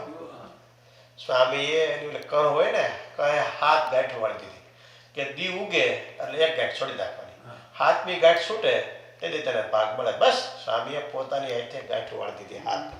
આ છેલ્લી ગાંઠ છૂટશે ત્યારે તને તારો ભાગ મળી જાય. કે બહુ સારું. એમાં પછી તેને ધીંગાણું મૂકી દીધું, સાનું મને બેસી ગયો.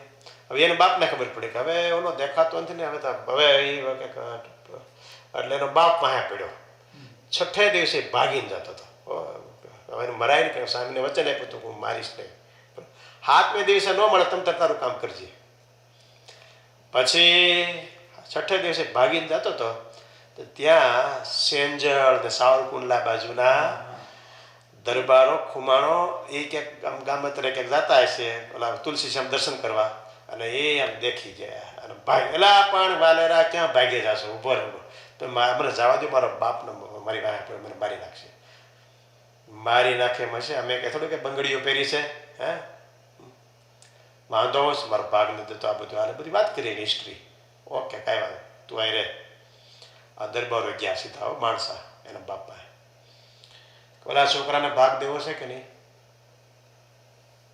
ભાગ દેવો છે કે નહીં? ખાલી યસ ઓર નો કહો. જો દેવો હોય તો યસ કહો, ન દેવો તો તૈયાર થઈ જાઓ. અમે કાંઈ બંગડીઓ નથી પણ અમે એના પક્ષમાં છીએ અને અમારી રાણ છે ને તો બીજા નાતરે જાહે, તમારી રાણ છે ને તો ખૂણે બેહીને જિંદગી આખી રોહે. સમજી ગયા? તૈયાર થઈ જાઓ. એટલે ભાગ નથી દેવાના આમ થોડી કહ્યું તો તૈયાર થઈ જાઓ. તાર ઘરમાંથી રાણી સાહેબે કીધું હું કામ વેર બાંધો છે, દઈ દઈને થોડું ઘણું કંઈક એટલે કામ પતે અને નકામ પાછું કંઈક થાય તો અમારું શું વાહે? હે અને બધા આખા ગામમાં આખા મુલાકાત દુનિયાને વેર ન બધાય. સારું તારું ભાગ દો, પાકું આવતીકાલે તમારી સાક્ષીએ હું ભાગ દઈશ. બસ ઓલા દર્શન કરવા પેલો રોકાણ આવો અને 7મે દિવસે બોલાવ્યો. દી ઉગ્યો અને 7મી ગાંઠ છૂટી. ગામમાં આવ્યો, બાપાએ સ્વાગત કરી, અમારી ભૂલ થઈ ગઈ છે, કંઈ થયું તો યાર તું મારો દીકરો, તારો હરખો હક છે, બધી વાત થયું. ભાગ આપ્યો. જે માણસા પાટી માણસા કહેવાય એ વખતે આખો ખરાબો હતો જંગલ, કાંઈ પાકે એવું નહોતું. સમજે એ બાવળિયા આડબીડ ને એવું એવો ભાગ દીધો, નબળો પાક. સારું હતું આ માણસા, મોટા માણસા એ આ વાલા છોકરાને દીધું આ બધું, પણ ભાગ દીધો. સામે કે જે દઈ વધારી લેજે તમ તારે. બસ એ ભાગ દીધો. ભાગમાં ગુણાતન સ્વામી કીધું હતું 7મે દિવસે ભાગ મળે પછી તારા ગામનું તોરણ બાંધવા હું આવીશ, મને બોલાવજો જુનાગઢથી. બરાબર? એનો ભાગ મળ્યો, બધું થયું. પછી 7મા દિવસે આ થયું, બધું વિધિ થઈ ગયો, ખાંભાબામાં નખાઈ ગયું, બધી ગણતરી થઈ ગઈ અને ગુણાતીતાનંદ સ્વામીને બંધાવ્યા, બોલાવ્યા અને પાટી માણસાનું તોરણ સ્વામીના હાથે બંધાયું. મંદિર પણ ગુણાતીતાનંદ સ્વામી પાસે કરાવડાવ્યું અને સરસ મંદિર વાલરવરું ભજન કરે, ભક્તિ કરે, ભગત થઈ ગયો, રંગાઈ ગયો, ફરી ગયો. એના ગામમાં પછી બાવળિયા ખેડી ખેડીને જમીન ફળદ્રુપ બનાવી દીધી સારામાં સારી. અને સ્વામીના આશીર્વાદથી બધી પાણી વાળીને પાક થાય એ સારામાં સારી જમીન થઈ ગઈ. ઓલા કરતાં સારું થઈ ગયું. એણે નિયમ કર્યો કે આ પાટી માણસાના સીમાડામાં કોઈ હરણ મારવું નહીં, કોઈ શિકાર કરવો નહીં, સસલું મારવું નહીં. જો મારશે ખબર પડશે, કારણ કે કોળી બધા નબળા માણસો હોય તો મારતા હોય, મારશે ખબર પડશે તો એને ગામ વચ્ચે ચોકમાં આવીને મારી નાખવામાં આવશે. બસ એ કડક સજા. એટલે એના ગામમાં કંઈ હિંસા થાય નહીં. અને બાપુ અખંડ ભજન કરે, આખું ગામ ભગત. બાપુ ભગત એટલે બધા ભગત થઈ ગયા. પણ આ મસરી કોળીને ત્યાં આવ્યા હતા ને એના પ્રસંગથી, એટલે એક વખત મહાપુરદાસ સ્વામીને વાલેરા વરુએ પૂછ્યું કે સ્વામી, હું સત્સંગી થાવ એવો નહોતો, સત્સંગી થયો એનું કારણ શું? આવો પ્રશ્ન મહાપુરદાસ સ્વામીને વાલેરા વરુએ પૂછ્યો કે તું સત્સંગી થાય તને લાગતો નથી, પણ તારામાં એક સંસ્કાર પડી ગયો હતો. કે હું કે તું નાનો હતો ત્યારે તારા બાપે અમને રસોઈ દીધી અને તારી માએ આશીર્વાદ લેવા માટે હાકરનો પડો લઈ અને ગોપાળાન સ્વામીની પાસે મોકલ્યા હતા. ત્યારે ગોપાળાન સ્વામી કીધું કે આ મોટો રાજા થશે, ગામધણી થશે, એવા આશીર્વાદ આપ્યા હતા. એટલે એ આશીર્વાદના પ્રતાપથી તું રાજા થયો છો અને તોરી ભગત થયો છો. તો આ મહારાજ અહીંયા પધાર્યા, પટેલને ત્યાં રાજી થયા, એ વાત કરી. અને ગોપાળાન સ્વામીને પણ મસરૂ કોળી ગરીબ હતો છતાં એની ભાવના એટલી બધી ઊંચી હતી. અને ગામડાના ગરીબ માણસો હોય તો પણ એ દાળ રોટલા પણ સાધુને આપે એની ભાવના પૂરી કરતા હોય છે. શહેરમાં શહેર પ્રમાણે હોય, વિદેશમાં વિદેશ પ્રમાણે હોય, હવાની ભાવનાથી પૂરા કરતા હોય, ભગવાનને સાધુના કૃપા પાત્ર બનતા હોય છે. એવી કથા આવી. સહજાનંદ સ્વામી મહારાજની જય. હવે આરતી થશે. કાલે કેટલા વાગે? 6 વાગે. કાલે પણ આવતીકાલે 6 વાગે આ રીતે કથા થશે. અને જરા આરતીના દર્શન કરીને પછી આપણે છૂટા પડજો. શ્રીપતિમ શ્રીધરમ સર્વદેવેશ્વરમ ભક્તિધર્માત્મજમ વાસુદેવમ હરે માધવમ કેશવમ કામદમ